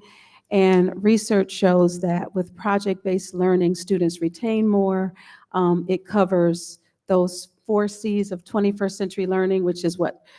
Creativity, collaboration, critical thinking, and communication. So as they learn, it will be more impactful for them. And so the PBL facilitators have been myself and my 2 handsome, tall gentlemen, my 2 partners, my building partner, Mr. Carafa, and is Kevin still? Yeah. And my central office partner, Kevin Upton. So the ITA and science teachers are engaged in PBL training throughout the year. We've had a 3-day intensive summer workshop. There will be 5 PDs during the school year, and teachers are already including PBL and individual goal setting, like I've spoken about before, even with my meetings and conferences. As their goal setting, I have 2 teachers who are I actually named them there. They might be watching, Ms. Deanna, Ms. Shinzing. They're already ready to go. And, we haven't completed all of our training, but they are jumpstarting this thing. And so we're excited about that. Okay. And so this is just our PBL moments. As we were training myself and my two handsome partners, we were training the ITA team and the science teachers across the district. And as you can see, they're very engaged. And so we were modeling project-based learning with our staff. Yep. And so, and this was, and with PBL, there's an essential question and there's a project that would make life better for the community. And so I think our task here was to build something that would be of utility. You remember? An invention. Yeah, piece of paper and roller tape. And this was a very buoyant coffee table. So, all right, next slide. Okay. So this is kind of similar to what Dr. Charmer talked about. ITA K-12 is immersed in the project-based learning this year. Teachers are trained throughout the school year. All of our teachers in our ITA 612 grades 6 through 7 are enrolled in a PBL course, which is taught by Miss Abdo. She was at some additional trainings last year as well, so she's been trained. I think she has 3 more days we had this summer than some of the other teachers we have, but she is also leading the charge with another group of our teacher leaders for PBL. We have had a few different PBL projects created so far, and they are the units. As Dr. Charmer said, there's a central theme or a question that the students must answer, and I was able to be part of 2 of those. Well, actually, both of the ones you see up there right now. The one on the left is making a government in middle school. Miss Abdo had her students. The essential question is, what is government? And the students had to research, and then they had to report out and create flyers or pamphlets for their version of a student government for ITA 6-8. Sorry, just 6-8 student government. So what would it look like? So I got to sit through those 5 proposals that day from those groups. Very, very good. And it turned out that the reflection piece for that was very strong, because at the end of that, they reflected and they were able to then, now what they're doing now is they're taking all the proposals, turning them into one, and then they want to create a legitimate student government 6-8. So that would be really cool to see how that works out. The other one was one that Dr. Devison was able to be a part of, and our mayor as well. The hero proposals upstairs, we had those in the international room. Pictures there on the very far right. And students were to research what is a hero, and then connect it back to the local Pontiac. And we had some great suggestions and ideas. And the whole point of it was to convince the city council to build a statue in honor of one of the local heroes from Pontiac. And so what we did is we saw, I think, 5 or 6 different proposals, 5. And what we would like to do ultimately with Mr. Kozlowski, we'd like to do is have the top group or the number 1 group there go to the city council and actually propose the statue or the mural, whatever it may be, for their heroes. Really cool. And then the middle one there was Mrs. Owen, also in science. She's been doing PBL for years, even before we started doing our training last year. And she is constantly having the students answer their central theme question. And they are always exploring and doing something different to take it to the next level. They were out at the basketball courts the other day measuring shots in different types of wind, and just, you name it, they were doing things last week. She was calling me in a walkie-talkie saying, Miss Owen's class going to the field. Miss Owen's class is going here. And she was all over the place. So they're really diving into that. So we hope that this project-based learning K-12 is a springboard for the district to look at this model and say, this is big, and this is going to help increase that learning that we're looking for too. So this is our MTSS and PBIS, just basically supporting students with behavior and social emotional behavior. So we've got Caught Being Good. They receive prizes when someone can fill out a card and put it almost like a raffle, and they'll receive prizes for good behavior. We've had a pumpkin decorating activity that was recommended students, and they were able to decorate pumpkins with our BIS and our social worker. We have lunch bunch incentives, monthly attendance awards. The Generosity Project is something that I've done for, this will probably be year number 4, I think. So every time, this is for the future, and during Christmas time, each class will adopt a group of people or an outside entity and do something kind for them. So I remember one year, one class adopted the kitchen team, and they created little kitchen mitts for them. So there's calming corners, there's mindful meditation, daily video, that's in the works. We just received vending machines, right, Ms. Jeter, for books. So we haven't filled them up yet, but there's vending machines. When I first saw it, I was like, wait a minute, treats and soda. So no, but there will be books. They can earn the coins, and they can go ahead and take a grab a prize. Now, this is something that the Principal's Bibliotherapy Group. This is actually something that I worked on with my dissertation a few years ago, and I saw just some socially aggressive behavior with some of our African American girls. So this is something that I see a need for, so I'm going to move forward in that and sacrifice some time and do a bibliotherapy. And that's just what it looks like. Biblio meaning words, therapy, helping people to cope. And so I think there's a book, it's called Skin Like Mine, or I forgot the name of the title now, but just some books for them to read and to see themselves within the literature and begin to just talk about these things and some of the challenges that some of our African American girls are encountering. Thank you. I couldn't remember. Thank you. The skin I'm in. Thank you. That's it. Okay, I'm still up. Okay, so PLC, I'm not going to read all of this, but as you can see, many of our students test at least one grade level below. And for kindergarten, there's really no baseline. That's normal.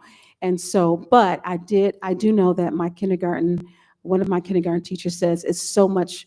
Some of the students have come in a lot more prepared in terms of phonemic awareness, being able to look at CATS, cat, and so it's very beneficial, or it's promising. And so if you look at it, we've got a lot of work to do. And this is commonly what we see at the beginning of the school year with diagnostics. Usually, this has been the trend, usually by the winter assessment, usually we have 50% of our students at about one grade level below. But for some reason, it's been very difficult to get them out of that pocket from the 50% one grade level below to the spring to going over to that green bucket where they're emerging or on grade level. So once again, we are working on it.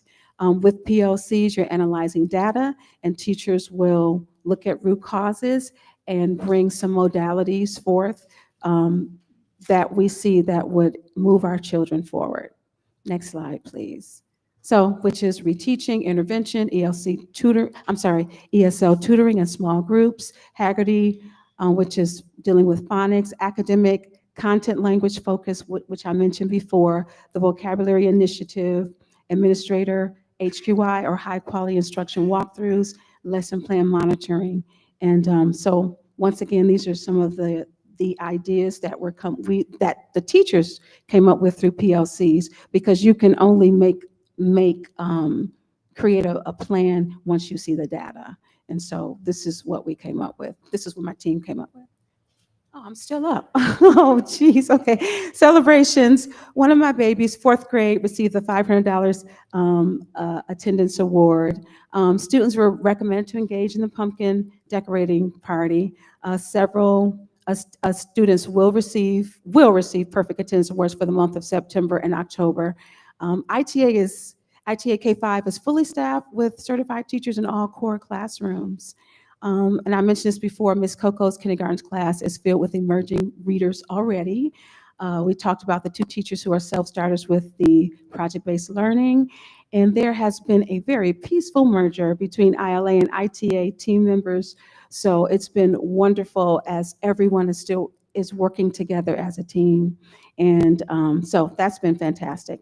And we also had the first cohort of third graders attended the Pontiac Transportation Museum. Thank you, Dr. Devison. She really pushed for that. All the principals, we visited the Pontiac Transportation Museum last year, and she got us all excited about it. So we had our first cohort.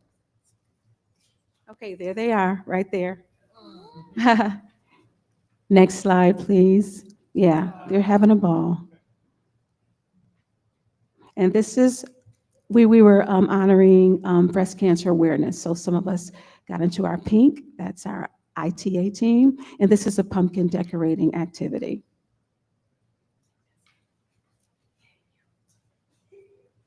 So now I'll go through a few of ours, and they're kind of in the same order. So the first one is about the PBIS, Positive Behavior Intervention Supports.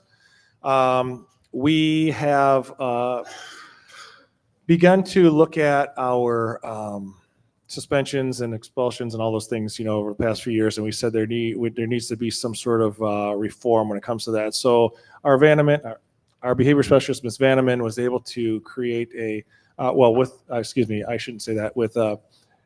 assistance and work through Ms. Williams, Yvette Williams, we come up with this student needs referral form where teachers complete it based on classroom documentation, and we are able to much more easily track, I guess, student behaviors and different things that are going on with our students, so we can kind of intervene a little more quickly.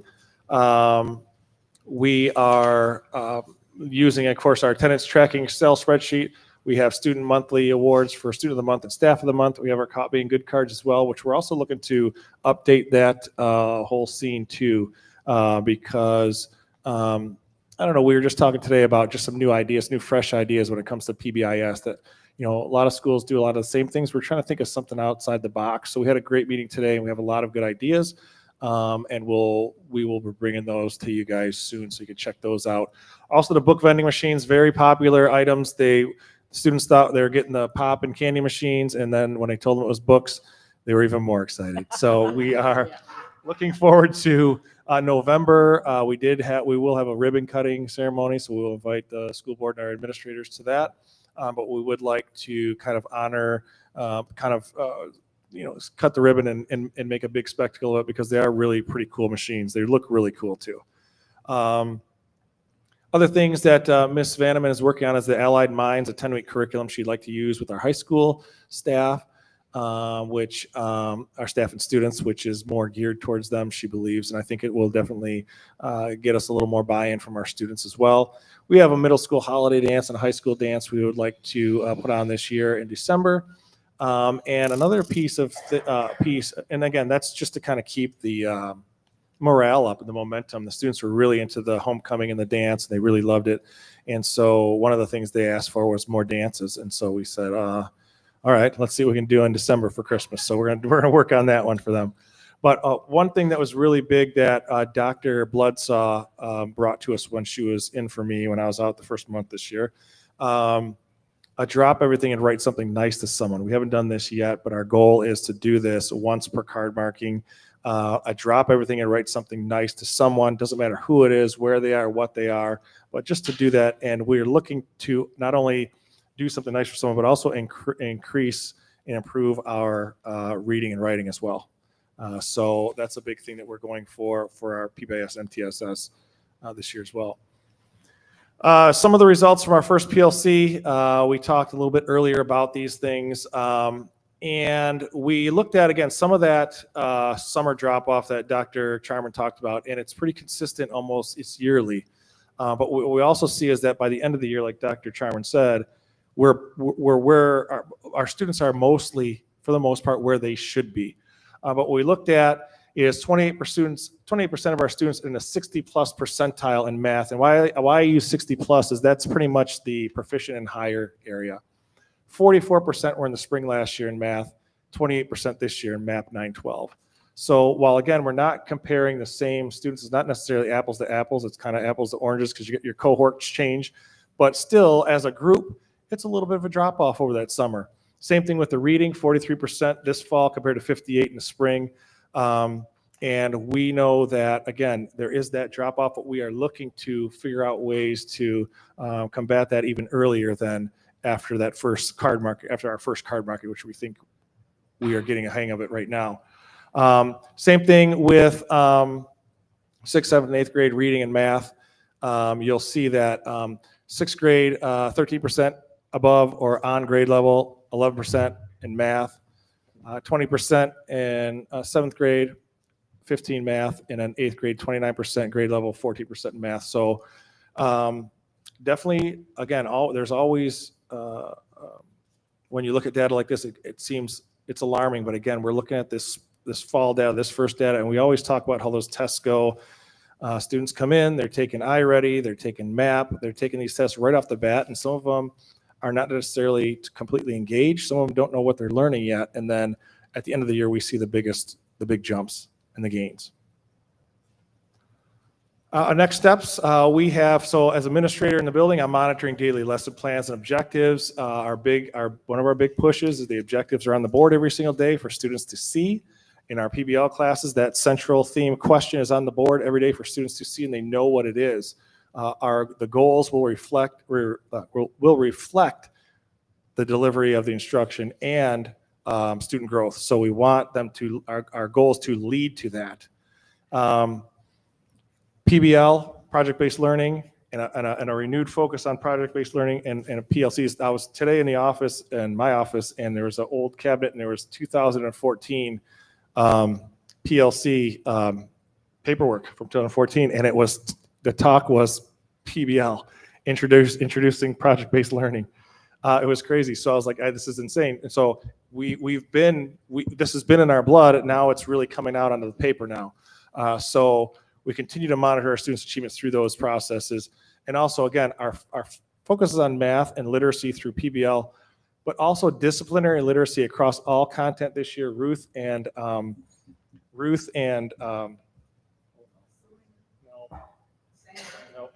Ken Stabler is on the Oakland Raiders back in the 70s. Ruth and Brad have been amazing with this disciplinary literacy. They have a weekly group that meets in the morning, sometimes after school, and their goal is to focus on literacy across every curriculum content, not just math and English, but science, social studies, specials teachers, everyone. So we're working on that during our staff meetings and our early release days. So you should really get all this stuff meshing together in one.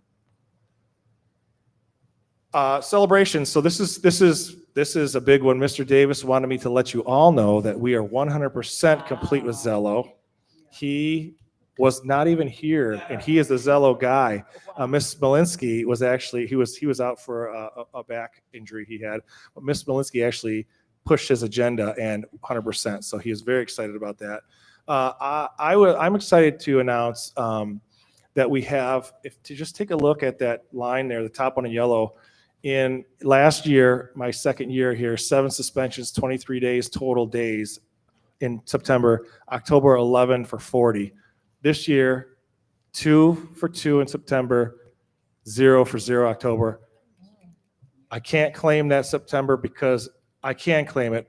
It's my fault. Dr. Bloodsaw had 0 for 0. My first day back, we had 2 suspensions for 2 days. Wow. Yeah, so it's my fault. So I shouldn't have come back that early. But we're really excited about that. I don't think it means that people are getting away with anything. I don't think it's anything. To me, it seems the same as it has been the last 2 years as far as what we're doing. I just think that the students now have an idea of the climate and culture that we're trying to establish. And a couple of the groups now, the seniors now have seen me for 2 years. They know how I operate and how we want to operate as a school. So I just think it's just kind of coming together a little bit as far as that goes. I'm not saying there's not work to be done, especially 6th, 7th, and 8th grade, but we are working with them every day as well, our middle school kids. iReady NWA completed on time, another accomplishment for ours. And we had an amazing turnout for our pumpkins with the principal. I think just a couple of pictures coming up, but over 70 pumpkins painted. It was a great night. And we also not only did that, but we met with our senior families for the initial class of 2026 parent night. So we started there. We have our monthly student staff recognitions. We do that. We put their big screen pictures on the big screen. We bring them down. We give them prizes, so they are awarded. We hosted the mayor for our PBL proposal. We also have an ITA 12th grader was nominated for the Daughter of the American Revolution Good Citizens Award Scholarship, which I didn't even know they had one of those, but she is a winner of that. We'll bring her, I think we're going to bring her out in December to a meeting. And then also our Robotics Team 51, if you've heard of those guys, I mean, they're only Hall of Famers, but they participated in the C3 competition fundraiser to benefit cancer research prevention. I believe they came in 3rd place that night. They were just trying to take it easy on the rest of the competition. They assure me they'll be ready this year, and they are competing for another state championship. So this is just some idea. This is some of the things we run on our big board, our box light boards in our north wing. Some breaking news. Our students were at the fundraiser. That's kind of how we honor our students and staff of the month. And then we've honored our best dressed students so far this year and our best Halloween costumes. And we're trying to do once a month a best dressed, because we're really focused on this year. Again, our dress code has been an issue. We're really, we're really enforcing it with I want to say the lightest heavy hand we can. Because we still understand that there is challenges at home for families sometimes, but we are trying to do ways to honor the best dress. We give them a prize, we show them off, and hopefully that gets our students back into kind of that whole atmosphere. But again, we have very few right now. It's really backpacks. That's a thing, and it's not a huge deal, but it's also something that we want to try to let's get back into the culture. If we're going to do one thing, let's do it all the way. So we're trying to do that with our students and staff too. And then just a couple other things. We had a Pink October Day. There's the pumpkins thing. We had our cultural dress your way day. And again, Spirit Week was awesome. And there's some stuff from our pumpkin day. We had a lot of people, a lot of pumpkins. We actually had 200 pumpkins. So Mrs. Peck in her classes also, and I believe some of the elementary classes as well, painted pumpkins throughout that whole next day from Halloween. It was pumpkins everywhere. So, and that's where we're at. I just want to say thank you to them. And I want to say this about curriculum and instruction. We are committed to looking at data. We are looking at data. We are doing our PLCs. And I'm just committed to the work. We are committed to the work, and it is happening. And we invite all of you all to our PLC meetings. We invite you to come and study with us. We are actually doing the work, and we have schedules for it, and it's happening. And thanks to you all for approving the Article 14 calendar. We have early release time where we can do the PLC time. We have staff that are doing PLCs after and before school. So PLCs are happening. We are looking at data, and we are making action. We have performance management where we're looking at data through performance management. So we are looking at the data. We are a work in progress. We are not perfect, but we are definitely looking at data and making sure students are progressing in this district. Thank you. Thank you, Dr. Leverett. Any questions from the board or comments? Any more comments, should I say? All right. Thank you guys so much. Dr. Sherman, Mr. Carafa, thank you. All right, moving down to the last item on our agenda, communications, petitions, and delegations. There are none. All right, so now we have board comments. We'll start with you, Trustee Dooley.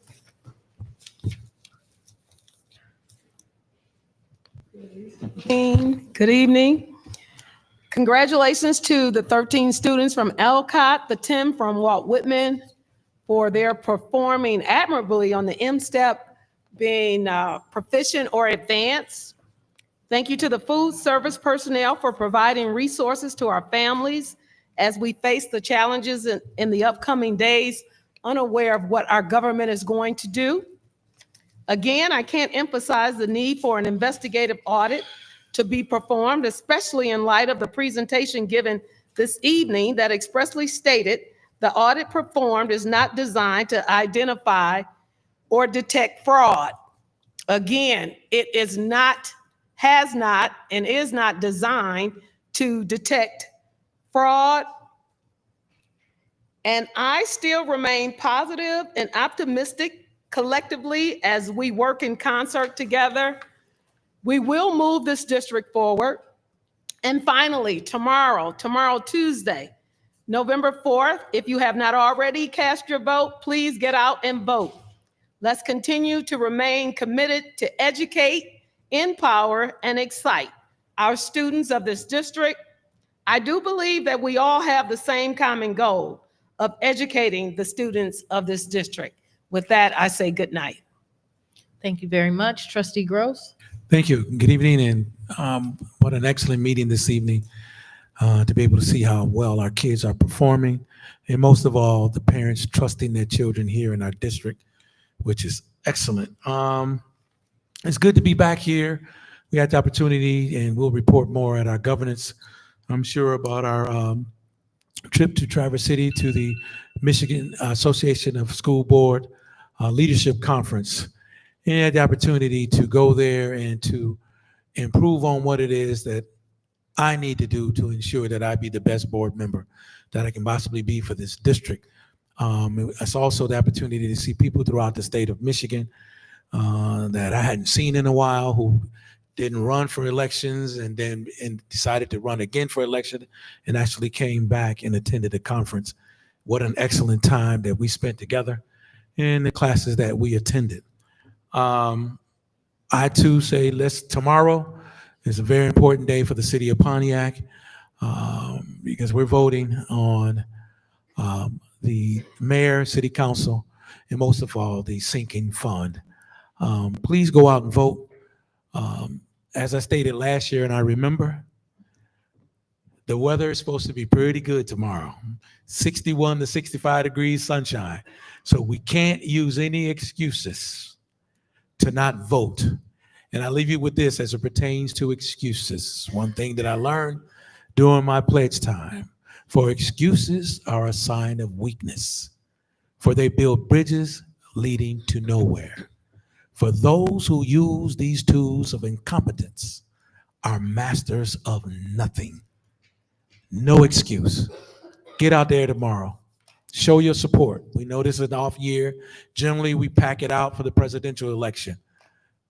But Pontiac right now is more important than what's happening in Congress. So get out there and vote tomorrow. Appreciate you and have a blessed night. Thank you, Trustee Gross. Trustee Miller? Good evening, everyone. I just want to say, first of all, congratulations to our students at Alcott and Whitman. Thank you to everyone that was involved in their proficient and advanced M-STEP assessment achievement. I hate to be beating a dead horse, but tomorrow is election day, and everyone's votes matter. Your vote matters. This isn't really about an individual or an individual seat. It's about us. It's about our students, our neighborhoods, and our community. It is my hope that Wednesday, we can begin working side by side, rebuilding trust, restoring accountability, and move Pontiac and Pontiac School District forward. The future of our community depends on all of us. Whomever wins any seat tomorrow, I am excited for an opportunity to work collectively with them. It's going to take partnerships on all levels to be able to be committed and do what we need to do for our students and for our community. That's all I have. Have a great night. Thank you. Secretary Davis Smith? Good evening. I believe my trustees said it all. Again, I want to say congratulations to our students from Alcott and Whitman for their proficiency or advance in the state test. And also the good information that SFE had shared with us, I think will be great for our families, our seniors, and our parents as well, and others in need. So thank you so much, SFE, for that information. And again, please go out and vote. Your vote does matter, and it is important to cast your vote for tomorrow for the city of Pontiac. Thank you. Have a good night, everyone. Thank you. Treasurer Terry? Good evening, everybody. Once again, congratulations to our students from Alcott and Whitman Elementary on the proficiency and advanced proficiency on the state test recognitions. Congratulations to all of you. Keep up the good work as well. Also, I want to say thank you for all the reports that we received today. Good information. A lot of information I believe should help us with moving forward and also continue to make those decisions that's going to impact our students in a, I guess, positive way. Other than that, make sure you do get out to vote. Hopefully a lot of people submitted their absentee ballots by now. If not, you still have time, and then make sure you get out to those polls tomorrow. There are some, I guess you want to say, positions that are going to impact our city moving forward, which is going to be very important. And we also want to make sure that we have the right person in there. So if you don't vote, you can't complain about anything that doesn't change. You can't complain about stuff that you want to have changed. So this is your opportunity. You want to make yourself known. You want to get out there. You want to vote. Your vote does count. Just remember, no vote cast obviously means you just settling for whatever's out there. And unfortunately, I think Pontiac has been doing that too much.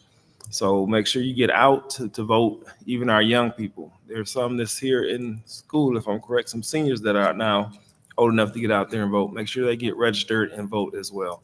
Thank you. Thank you. VP Bowman. This was a very good meeting. Grateful for the information, useful information, and I hope that everyone has a great night. Thank you.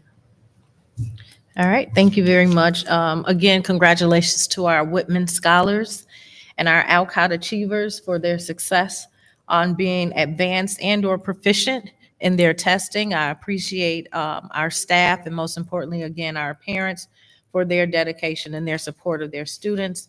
Thank you, Curriculum and Instruction, for your report tonight, for keeping us abreast. This is why we're here, to talk about the academic of our students, where we are and where we want to go. So I appreciate the report that was given tonight. I'm also appreciative for the reports from Yo as well as SFE, making sure that we have information regarding resources for our parents, especially considering the SNAP benefits and other resources that may be lacking for our families. So I appreciate you all for sharing that information. Just as Trustee Gross had mentioned, we did have an opportunity to go to our MASB Annual Leadership Conference. And of all the sessions that I attended, there was one that resonated with me the most, and it was during our general session. And a keynote speaker, he posted a quote that said, "We need to make the positives so loud that the negatives are almost impossible to hear." I'm talking to Pontiac right now. I don't know about you, but I am exhausted by all the negativity that is going around in this country and in this community. I limit my intake of social media on purpose because I have to protect my peace.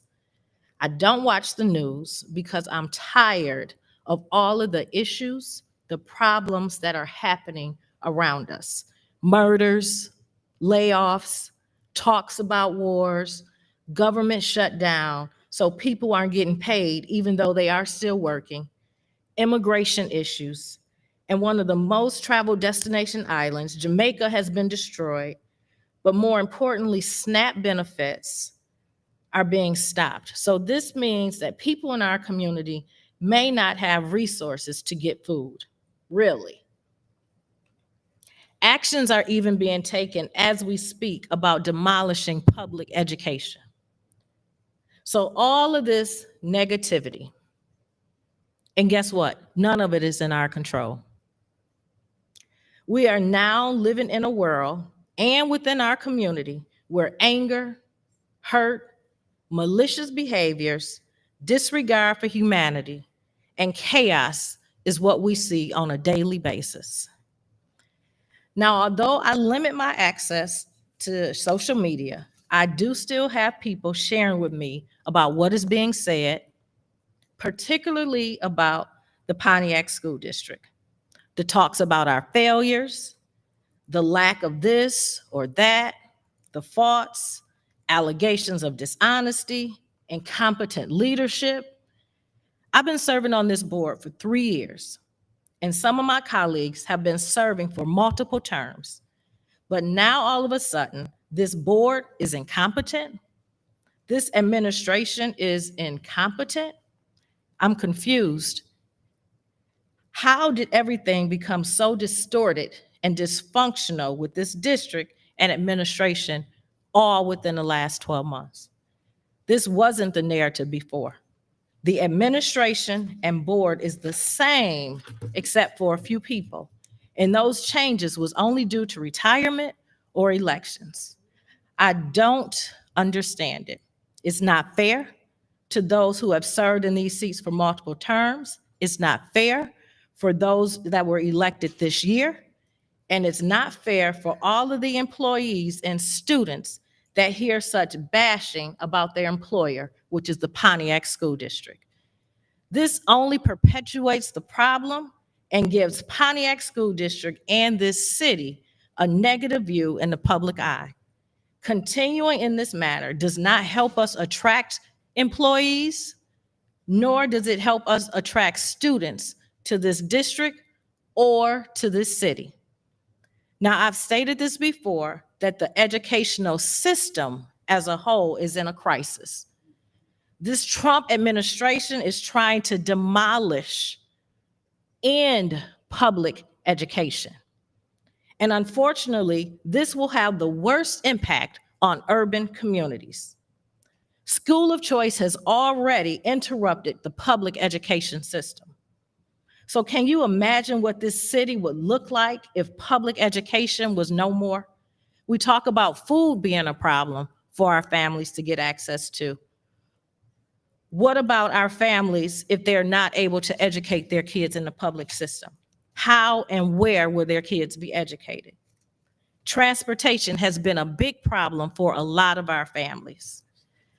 I'm not going to be distracted by the noise, the personal attacks, the contention, the disrespect.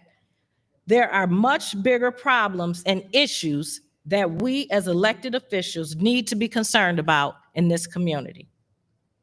But based on the concerns that I've heard in this district, I will say this, as it relates to our finances, we heard from our auditors today. Our previous CFO, he resigned. We were able to bring in our previous CFO to assist, and they managed the work for this district for the past 4 months. The position for CFO is posted, and we are currently working with the firm ProNexus to assist while the position is open. Our teachers are working without a contract. We are currently in negotiations to resolve it. There is a shortage of teachers across this country, and several districts are in negotiations with their teachers.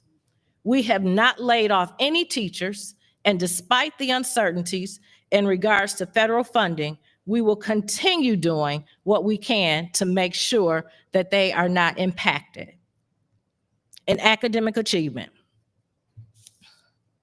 when we try to compare our students to our suburban districts, our West Bloomfields, the Clarksons, the Troy, et cetera, we do a disservice to our own students.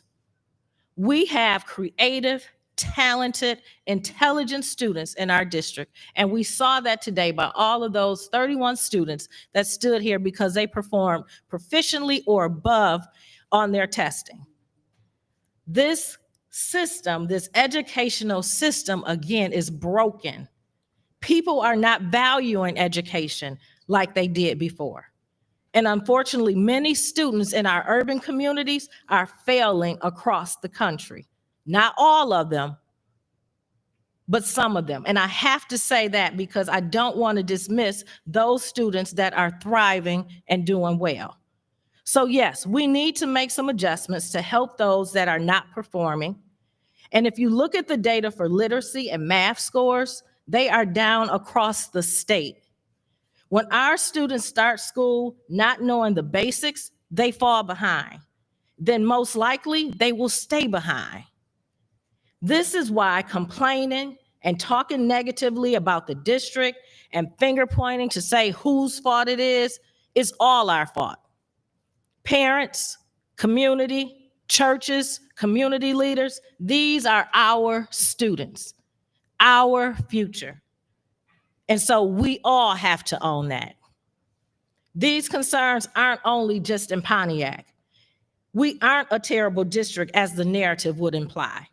These concerns affect every educational system.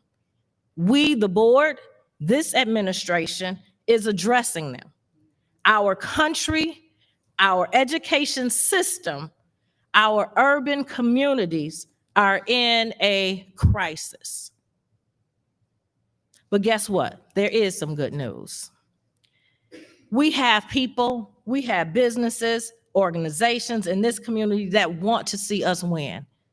They want to support our administration, and they want to make sure that our students have equitable opportunities in our schools. We have a dynamic robotics team that still today wins championship across the states. We are building a CTE program in our high school that will ensure every kid graduates and will land on a pathway to success. Our district, as well as the state, understands how important technical education is for the future of our students. We have students in our districts that have presented at Harvard University. Our students are taking field trips again, as you saw from the pictures. We have an opportunity for a renewal of our sinking fund that will allow us to continue our projects, facilities maintenance, and other uses to keep this school district operational. This is not an increase or a decrease, just a renewal. Our athletic department is on the comeback, and we just had an amazing homecoming. Our staff are working hard to reignite that school spirit. We are doing what we can to support all of our families to make sure that they have the resources that they need. So yes, there will be challenges to address, and yes, there will be some mistakes that are made, but none of them will be at the detriment of our students. We are going to do a better job at telling our story. We need your help as a community. We need your help as parents. Don't rely on secondhand information. Come to the board meetings. Don't just come when people provoke you to come because something is wrong. Come so you can hear firsthand about what is going well. Parents, get involved at your kids' school, in their classroom, so that you know firsthand what's happening. Start showing up at parent-teacher conferences. And if you don't like something you see, talk to the teacher. Ask the teacher or the principal how you can help. We need a village to help us and not hurt us. Blasting issues or matters on social media is an embarrassment, not a help. So, Pontiac School District, staff, administration, and board members, we need to make the positive so loud that the negative that people are saying in this community is almost impossible to hear. There's a big election tomorrow, just as our trustees have reminded everybody. Please start your helping by getting out to vote. The sinking fund renewal is on the ballot. It's on the back. And so again, we encourage you and ask you, get involved where it really makes a difference, and that's in your voice. Those are my comments for tonight. I thank you, and I ask for a motion to adjourn this meeting. So move. Support. It's been moved by Trustee Dooley and supported by VP Bowman to adjourn. Any questions? Roll call. Trustee Gross, Yes. President Hannah, Yes. Trustee Miller, Yes. Treasurer Terry, Yes. VP Bowman. Yes. I'm voting yes. Trustee Dooley? Yes. That passes 7-0. Good night. Thank you. The time is 8:18 p.m. and this meeting is adjourned.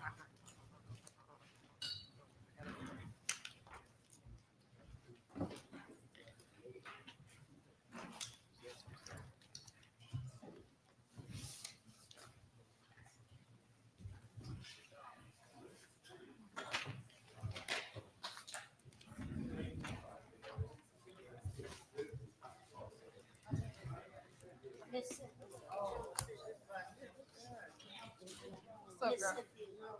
I need flyers tomorrow.